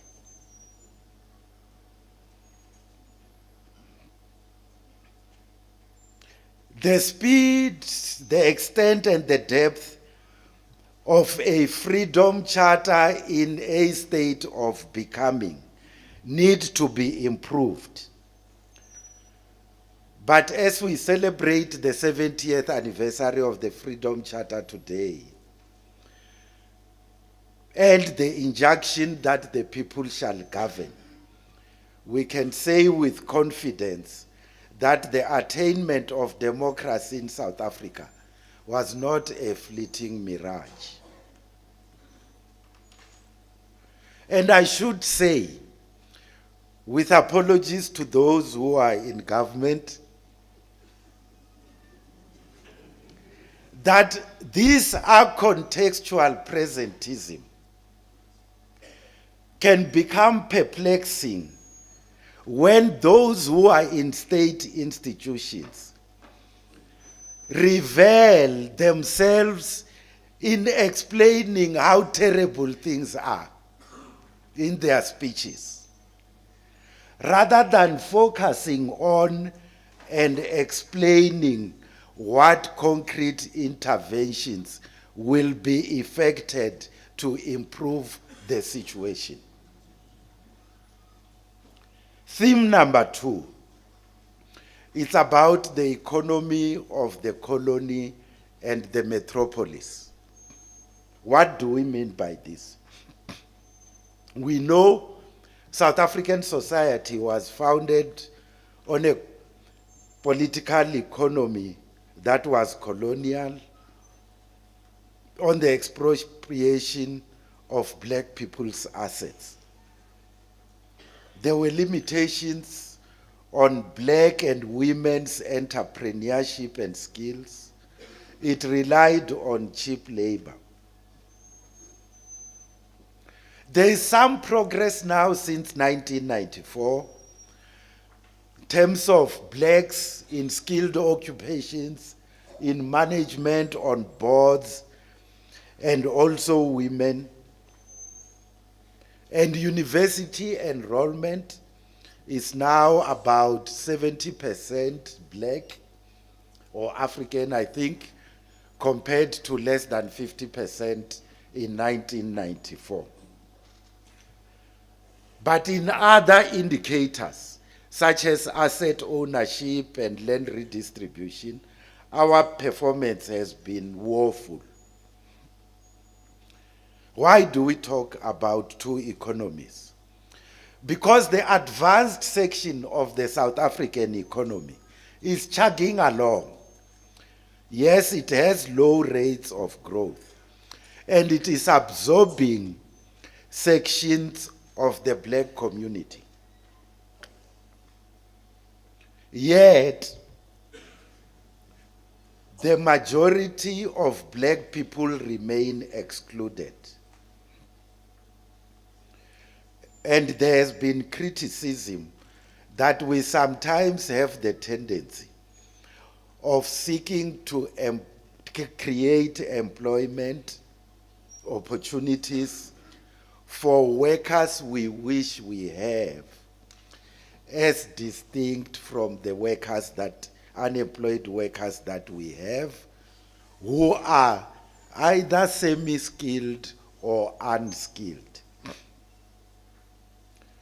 And so, those are to be found in the second economy, in the colony. We need interventions, some of which are in the National Development Plan. It says in agriculture alone, including in communal areas, if we did certain things, we can create an additional 1 million jobs in about 15 years, just in agriculture alone. We need to improve in terms of special economic zones and industrial parks, than we're doing in the Musina Makado initiative. We need to strengthen diverse trade, especially with Africa, with low-end manufacturing, which will absorb the unskilled and semi-skilled workers, who are the majority. The second intervention to deal with the colony should be directed at decisive interventions in micro and informal enterprises.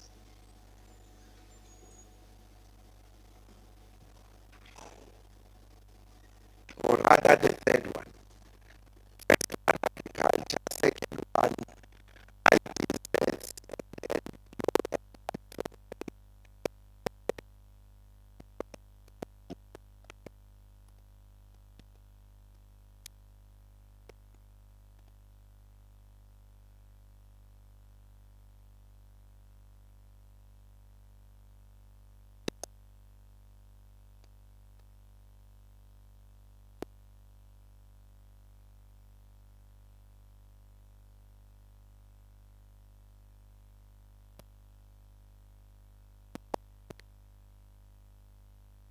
It applies to income. It applies to free basic services. It applies to feeding schemes in schools. It applies to NSFAS and so on. But resolving the challenge of inequality has been a major challenge. You may ask the question, if you are improving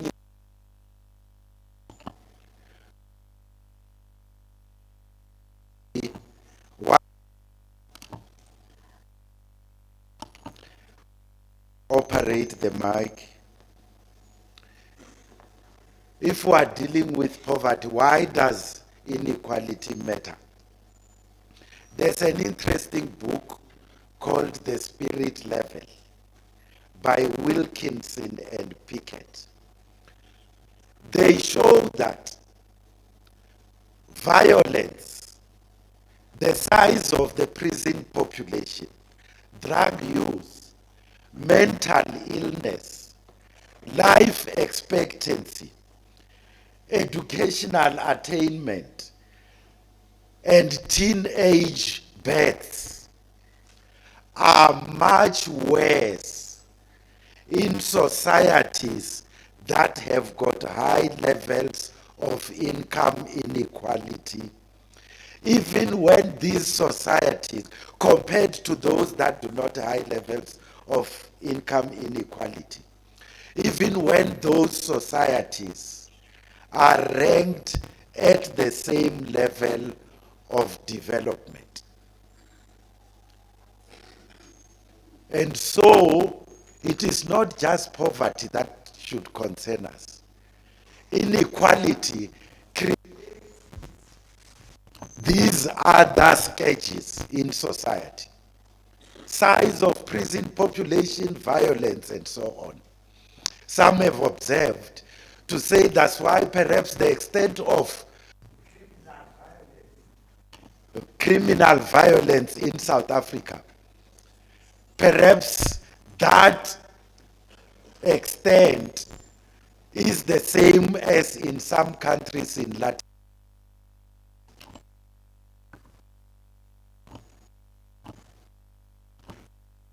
The technicians will have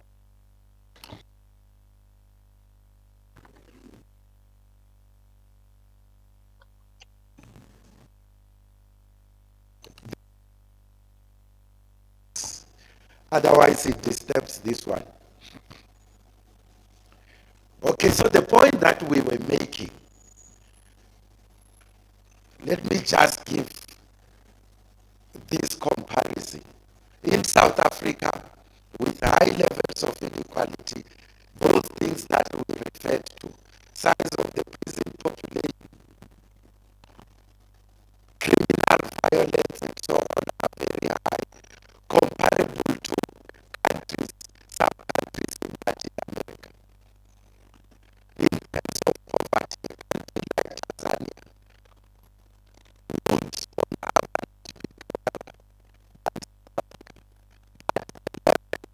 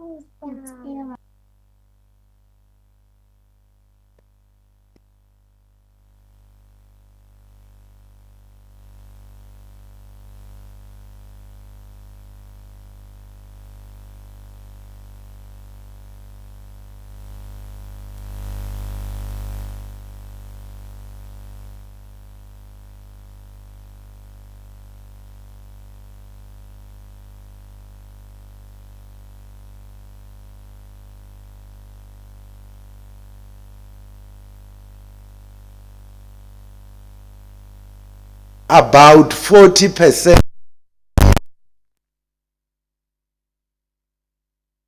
We need to deal with that legacy of apartheid spatial development. Theme number 4.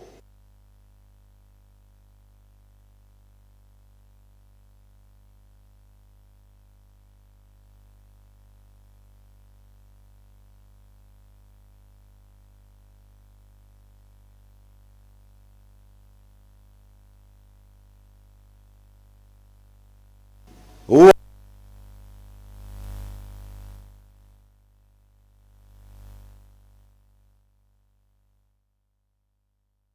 would agree with what I'm about to say? So let's debate the issue.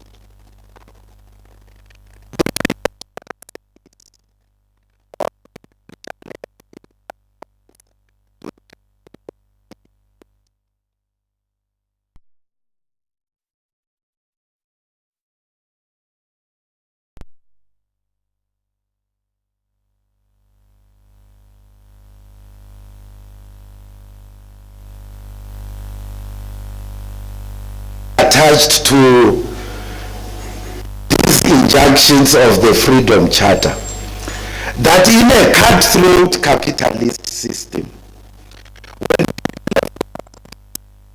made to manufacture, some will succeed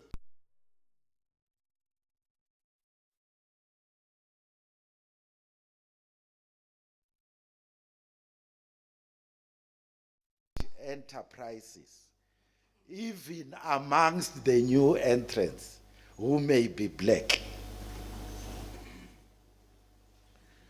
Now, the corollary of promoting equality of access to opportunity is that the democratic state has to encourage the emergence of a cohort of black capitalists, the so-called black capitalist class, so to speak. Yes, broad-based black economic empowerment must include skills training, positions in management, and so on. But you cannot talk about a racially equitable capitalist system without a black capitalist class. This level of, or this element of leveling up is a necessity. The problem is when this form of empowerment is projected as the totality of social transformation. When the beneficiaries of empowerment do not themselves implement broad-based empowerment. It is when those with access to opportunities as emergent black capitalists do so only to acquire wealth and status. They avoid the coalface of financial, trade, and industrial activity. And many, as these schemes mature, they cash out their shares in order to pursue sedentary lifestyles in Dubai and the French Riviera, rather than continuing as black industrialists and financiers and so on. Theme 4, race, national unity, and social cohesion. Advanced much in terms of national unity and social cohesion. So the debate will continue for many years. Here we have a classic example of Polk's statement, a thing is and a thing is not, but always in a state of becoming.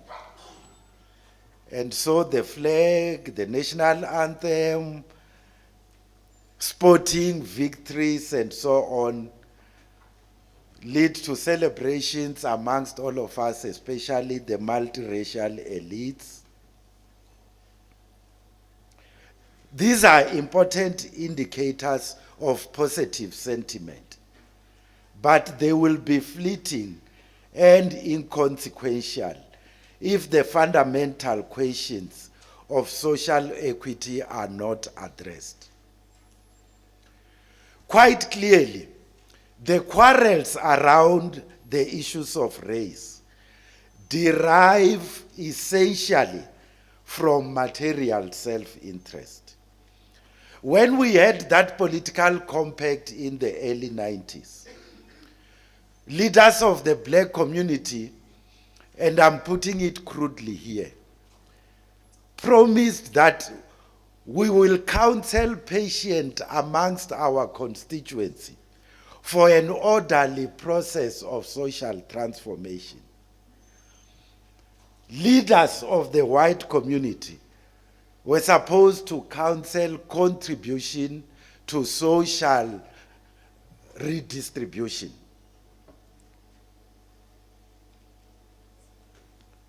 But that didn't go far.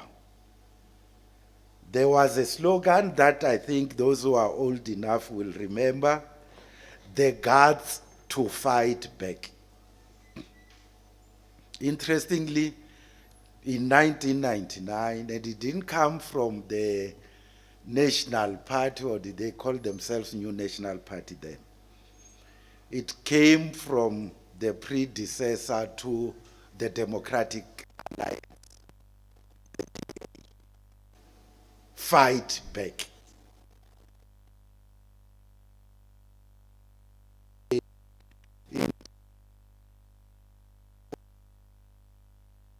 Practices.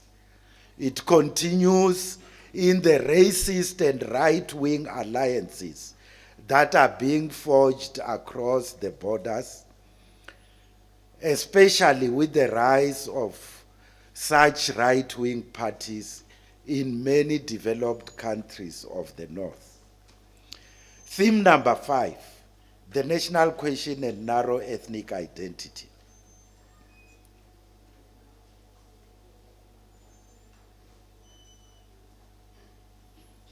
What was concerning, if you did an analysis of the outcome of the 2024 elections, is that some communities among black people were mobilized on the basis of ethnic and language identities. If you look at the outcome of the elections in KwaZulu-Natal, parts of Gauteng, and parts of Mpumalanga, you can see that the dog whistles about tribalism had their effect. If you look at some sections of the colored community, you will see that the dog whistles by another party within that colored community had an effect. So we have to ask ourselves the question, it's 30 years since the advent of democracy. Why does ethnicity find fertile ground? Yes, we can talk about personality cults and loyalties, or we can talk about opportunistic mobilization. But the fact of the matter is, opportunism only thrives where there is opportunity. The state of becoming of the South African nation, at whose foundation should be the unity of the African people, which was enjoined when the ANC was formed in 1912, is finding two tendencies which are contradictory today. on the one hand, quite correctly, we have urged black people and Africans in particular to take pride in their languages, culture, and traditions. On the other hand, and again quite correctly, we seek to promote the overarching identity of being South African. I think the multi-ethnic Limpopo province, particularly in places like Thulamela, Vuwani, and Malamulele, has been trying to manage precisely this kind of challenge. The fundamental question is whether in that dialectical negation of the negation, South Africa will move towards a synthesis or degenerate towards the demon, the aberrations, and the animosity that Pixlika Isaka Seme warned against when the ANC was founded. These are the demons, the aberrations, and the animosities of tribalism.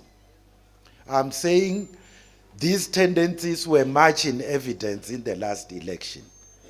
And it is our responsibility as the ANC, particularly in those provinces I mentioned, KZN, parts of Mpumalanga, and Gauteng, to ensure that we defeat those demons.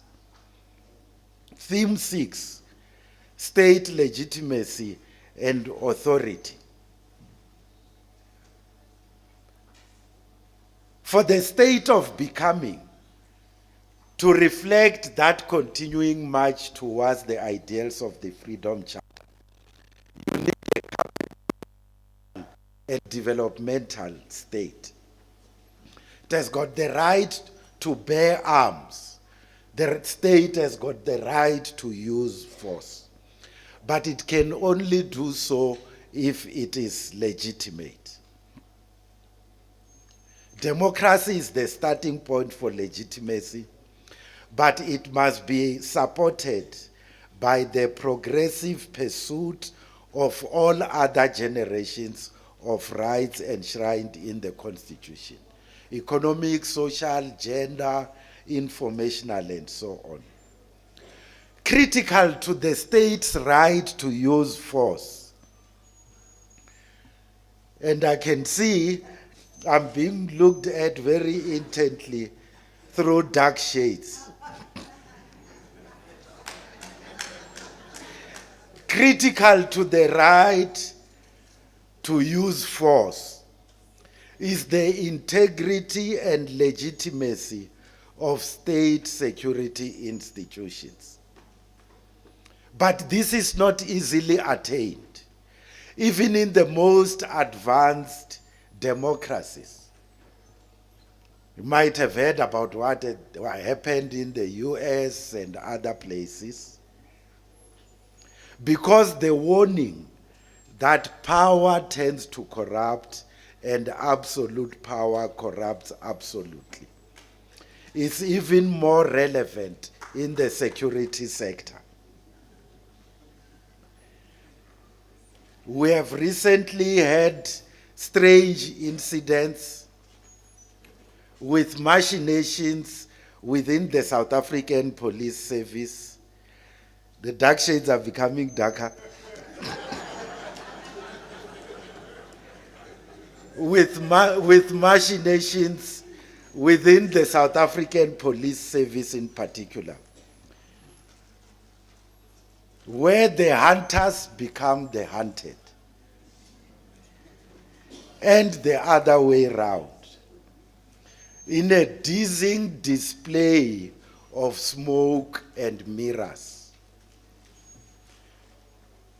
What I can emphasize is, as South Africans, as citizens, we need to be vigilant, because as others have warned, we may find ourselves hoodwinked to use democracy to destroy democracy.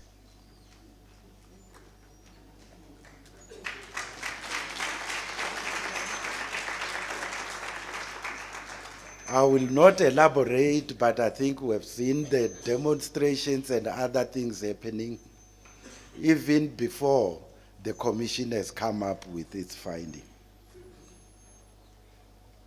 The tendency to want to use democracy to destroy democracy. We should be vigilant. Theme 7, organizational renewal of the ANC.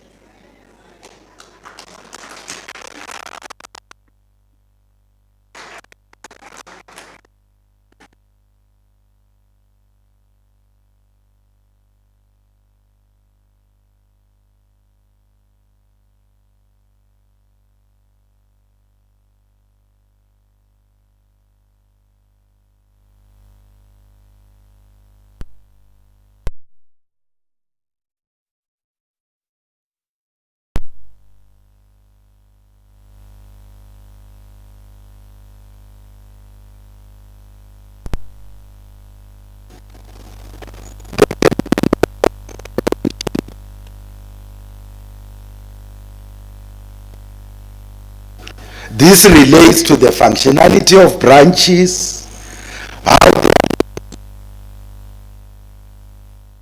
the of members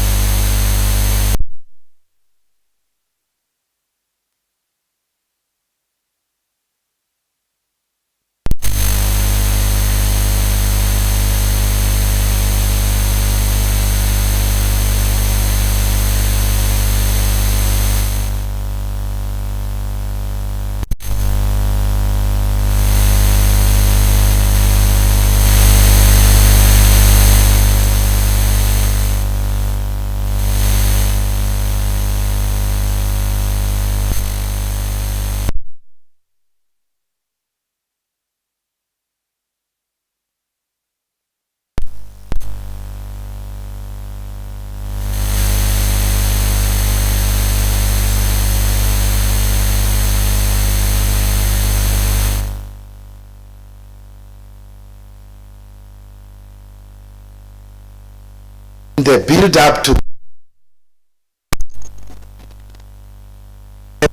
that the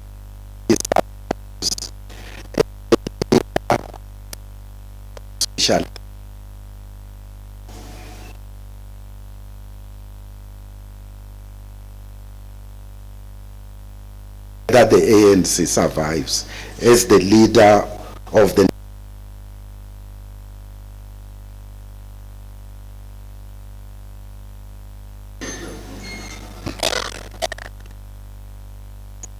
only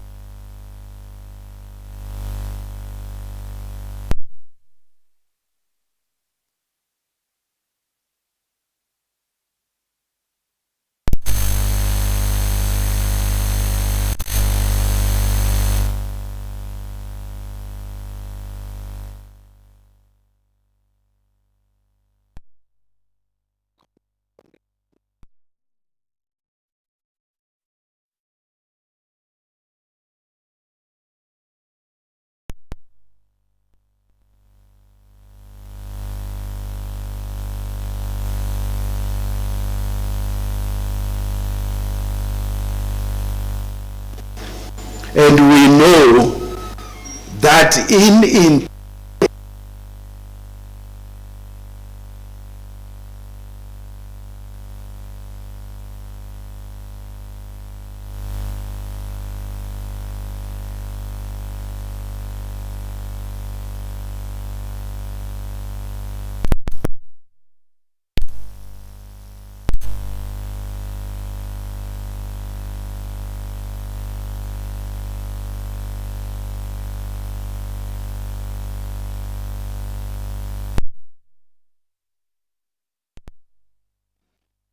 it not manifest in the bill and the 2027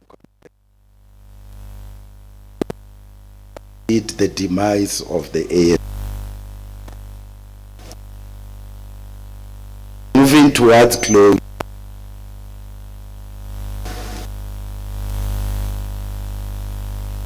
In the it's about the tripartite alliance and the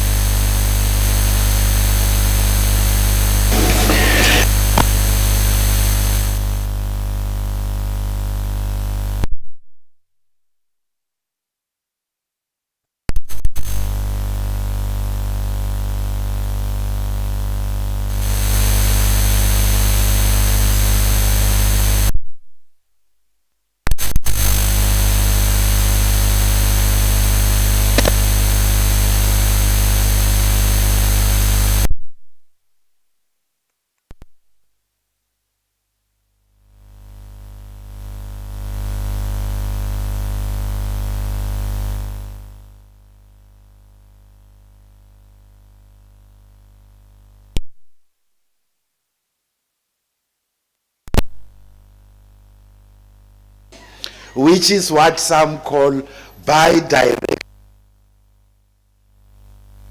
With the party, the emergence of the motion because of that also.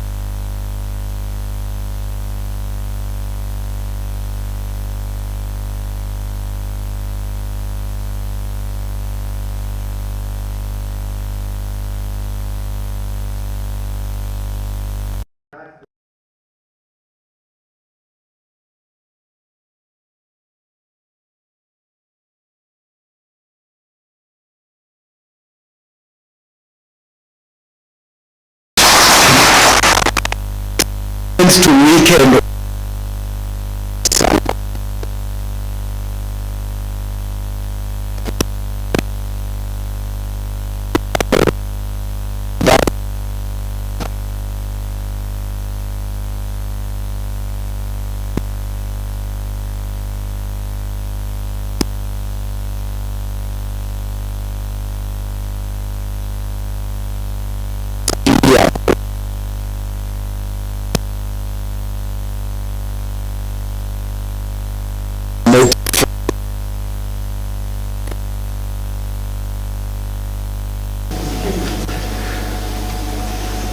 and even more worrying at the organizational level.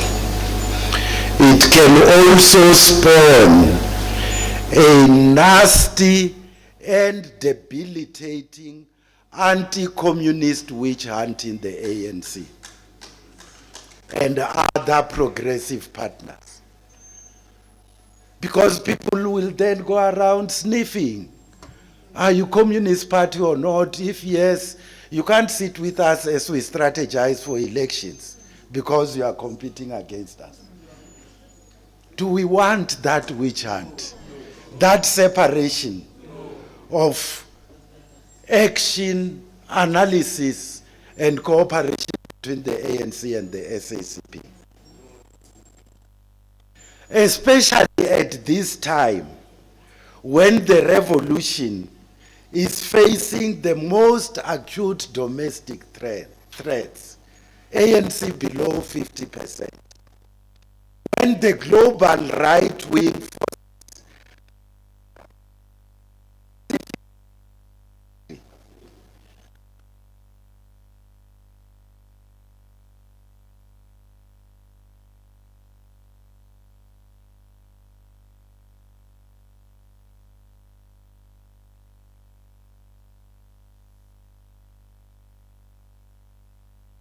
progressives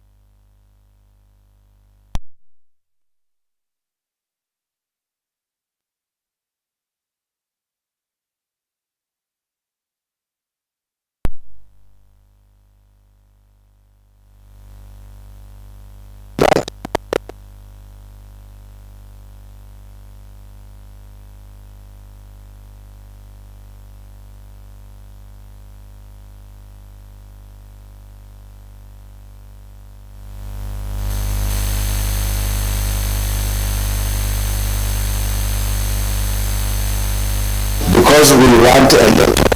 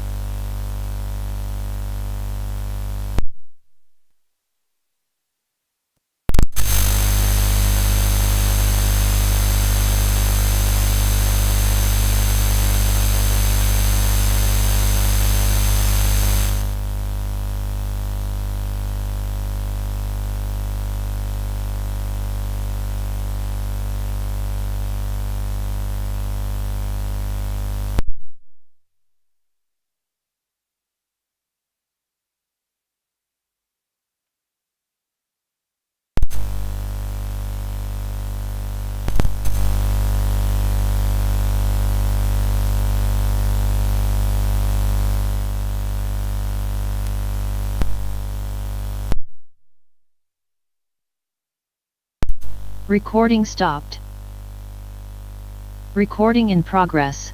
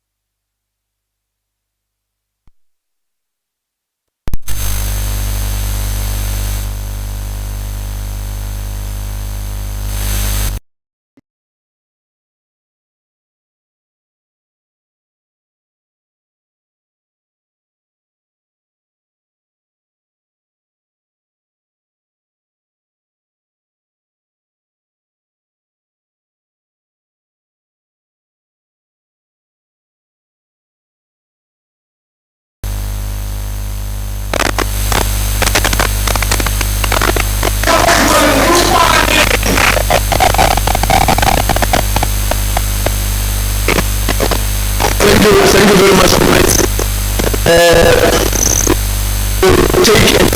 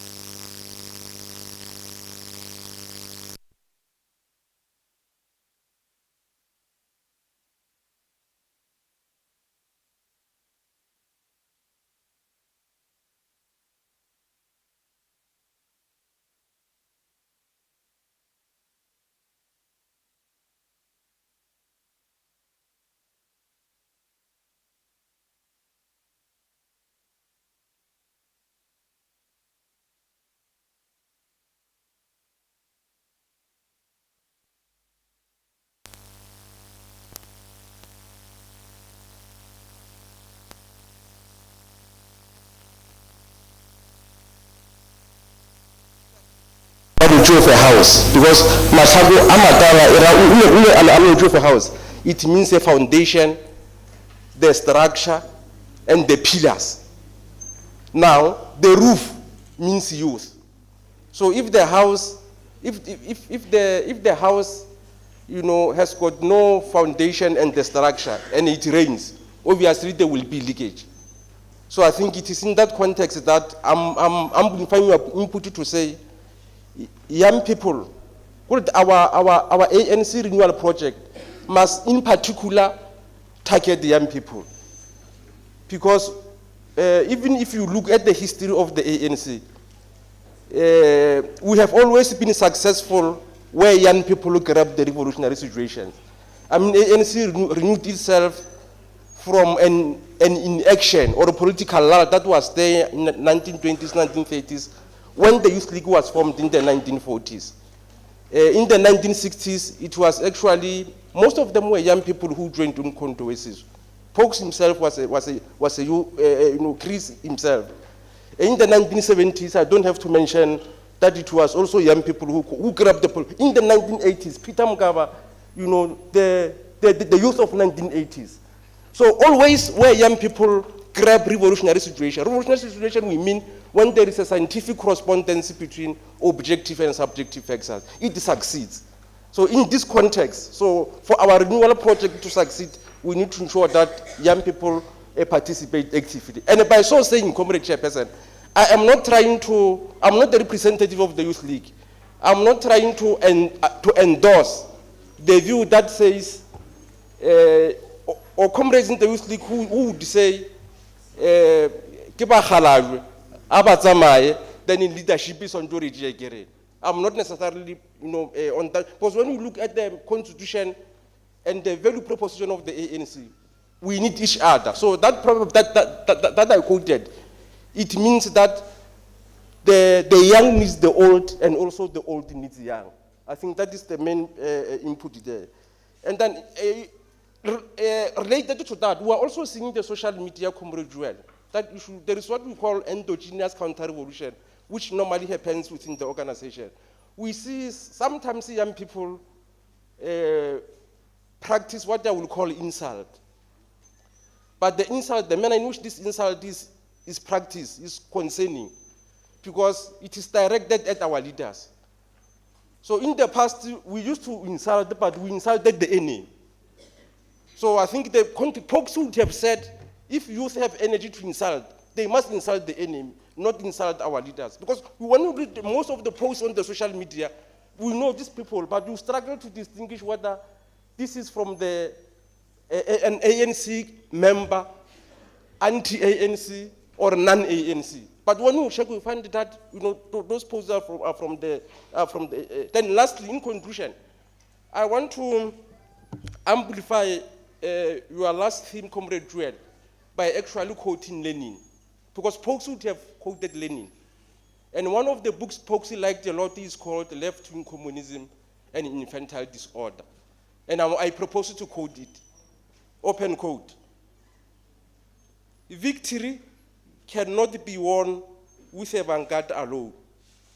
To throw only the vanguard into the decisive battle before the entire class, the broad masses have taken up a position either of direct support for the vanguard or at least of sympathetic neutrality towards it, and of precluded support for the enemy, would be not merely foolish, but criminal.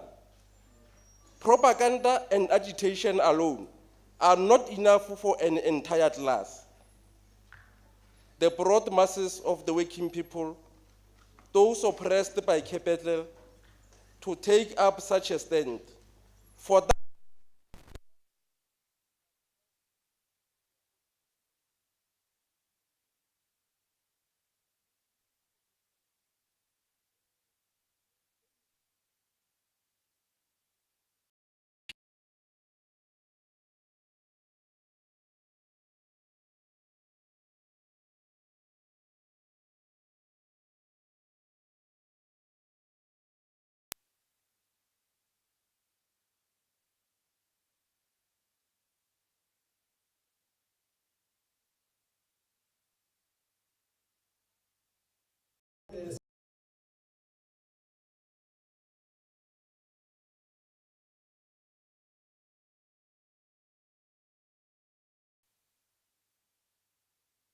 actually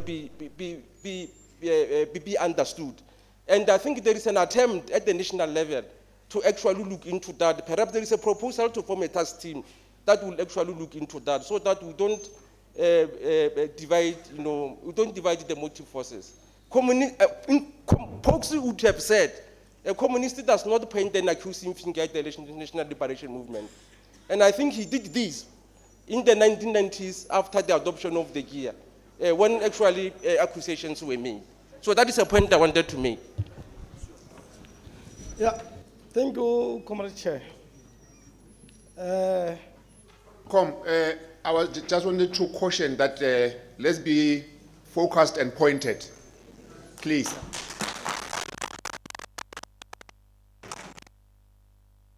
I think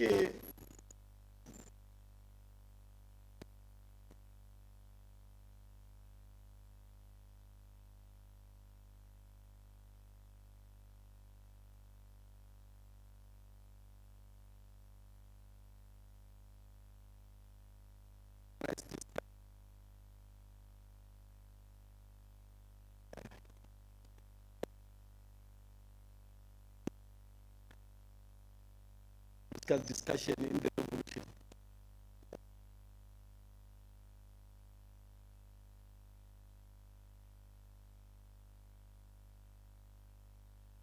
That question will be on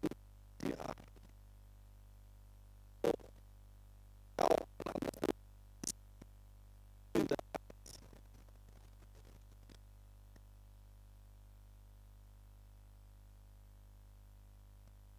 TP got its own historical mission. And those, all of them derived from the NDR. And now... Sorry, comrade, I think you are repeating his question.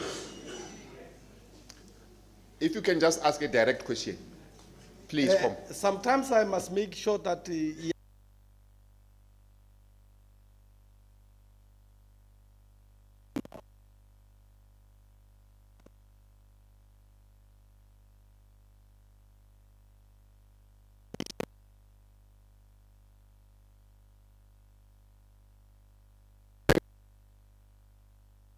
Thank you.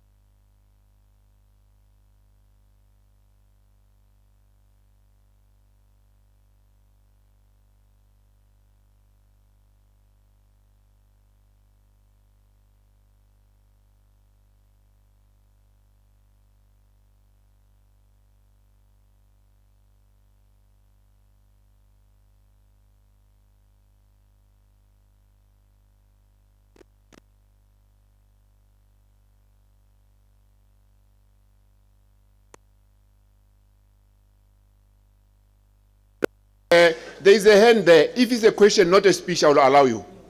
Shokom. Good day. Let me first start by saying it's a privilege to be here. I wanted to ask if there's any books accessible, whether on the internet or on the bookstores, whereby we can read more about Mr. Phokanoka. For the interest of youngsters like myself, I'm not well informed about the history that he taken part on. So I wanted to ask if there's any book that we can buy so that we can be well informed about history that he was part of. Thank you. Thank you.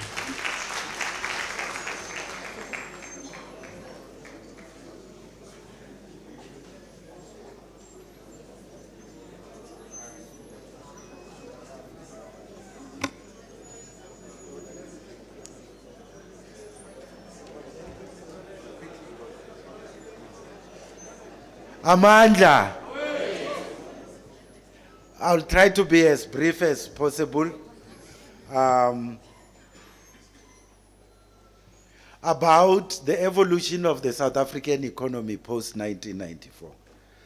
Just to make the point that as we do any study of that experience, let's drill down to the detail, and we will discover that there were phases in the evolution of the South African economy post-1994. We had to introduce restrictive macroeconomic policies, gear, and so on, in order to deal with challenges of the mid-1990s. And I always agree with many of our comrades that by the early 2000s, gear was dead. Our expenditure went up, social services in infrastructure and so on. That's why the economy was growing at 4 to 6% between 2003 and 2008.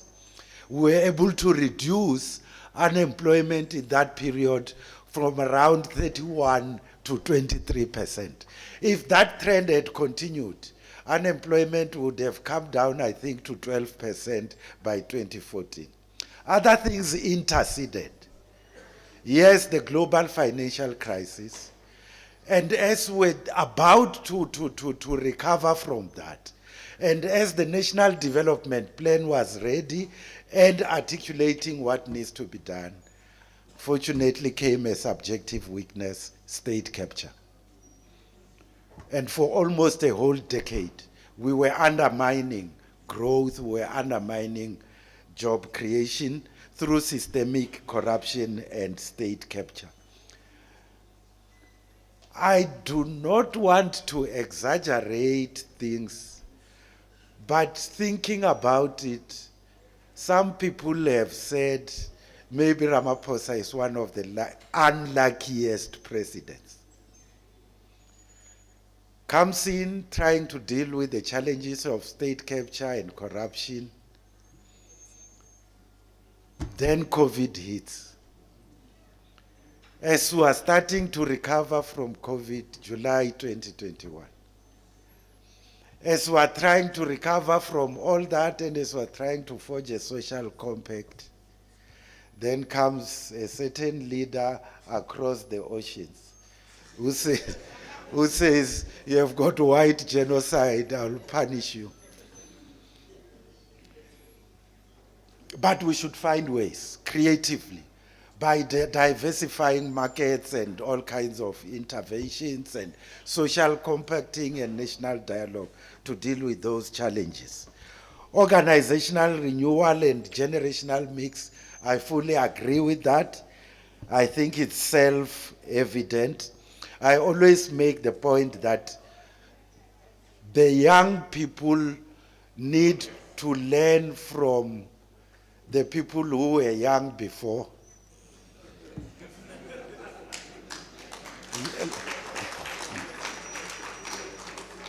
Like the generation of the youth of the 1940s. That generation didn't merely stand on platforms to shout slogans. They sought to intervene at the level of ideology. Da and them coming up with what they called the creed of African nationalism. They sought to intervene at the organizational level about how branches should be structured and organized in such a way that the 1949 conference, many of them were elected onto the NEC, but not merely because they had good factions and money, but because they were promoting a program, the program of action. It was on the basis of content.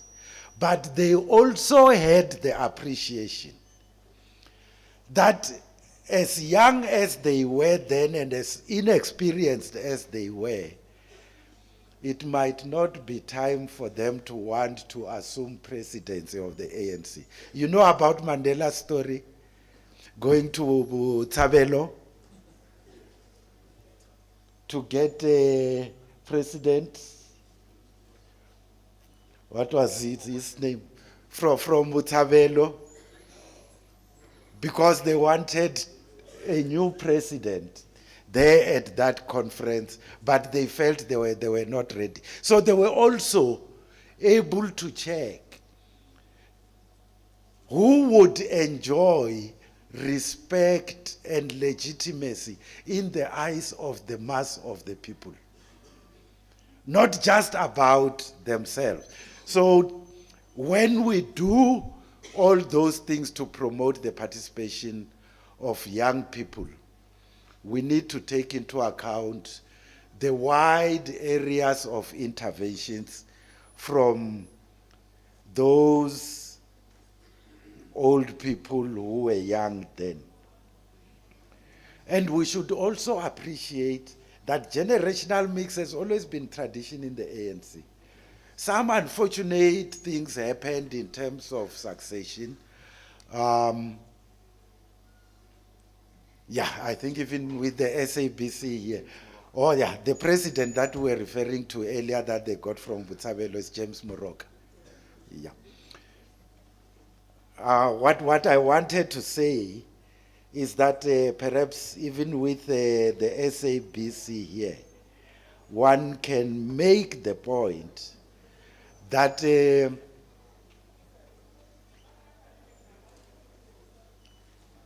or let me put it this way, there is one young man from up north who I interact with and admonish from time to time. And now, I don't know what you call it, this profile on WhatsApp that he has. It says, yes, listen to the advice of old people, but also remember that fools and thieves also grow old.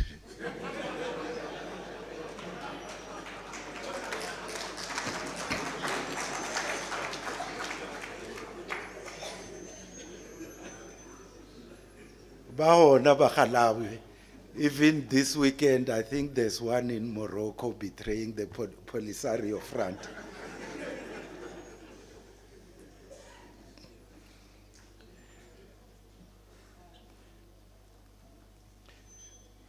On the question of the NDR and the SACP and the ANC, I think, as one was trying during the presentation, it's all straightforward.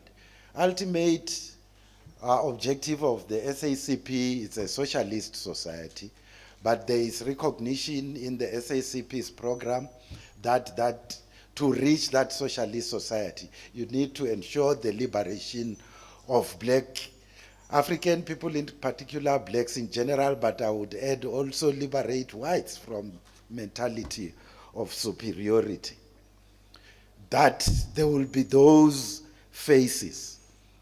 When that time comes, when the National Democratic Society has been attained, some in the ANC may continue and participate as the SACP seeks to establish a socialist society. Others may be ambivalent, and there may be others that black bourgeoisie that are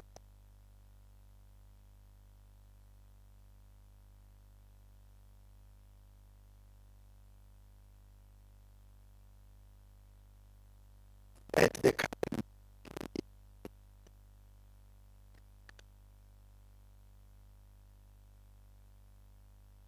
references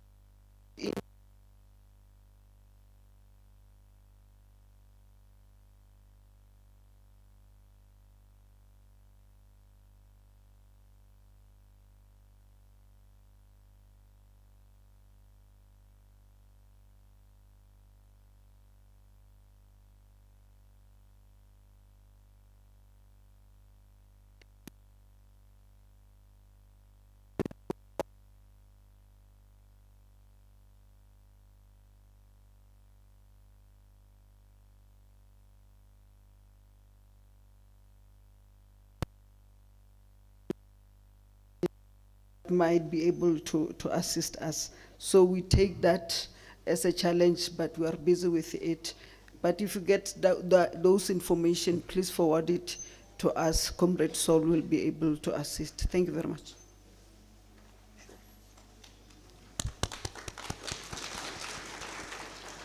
Comrades, it's our intention not to keep you here for more than 10 minutes. We just have 3 presentations. One will be word of appreciation by Mr.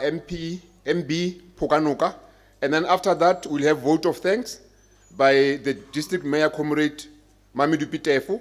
Then the closing address and way forward by Comrade Ngwatura Chidi. I'm not going to come here and call them. I just want them to, so that we fast track the time. Please.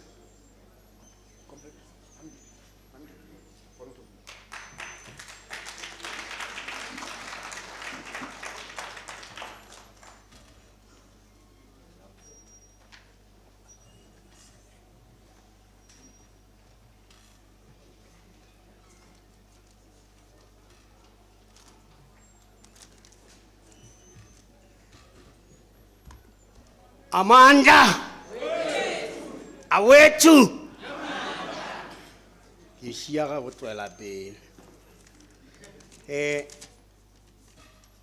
ba boletse kudu ka icon ya ba Phokanoka e se go ba Phokanoka fela, the whole South Africa we diretse wele kwang gore ge ba moreta ba re pogola ngwato ke pogole a moloto a ngwato a moloto a nape a ngwamore ke pogole mosesane makhutšitša batho le kgwara ke wa Phokanoka morutong wa bo mantšhana pe moswadi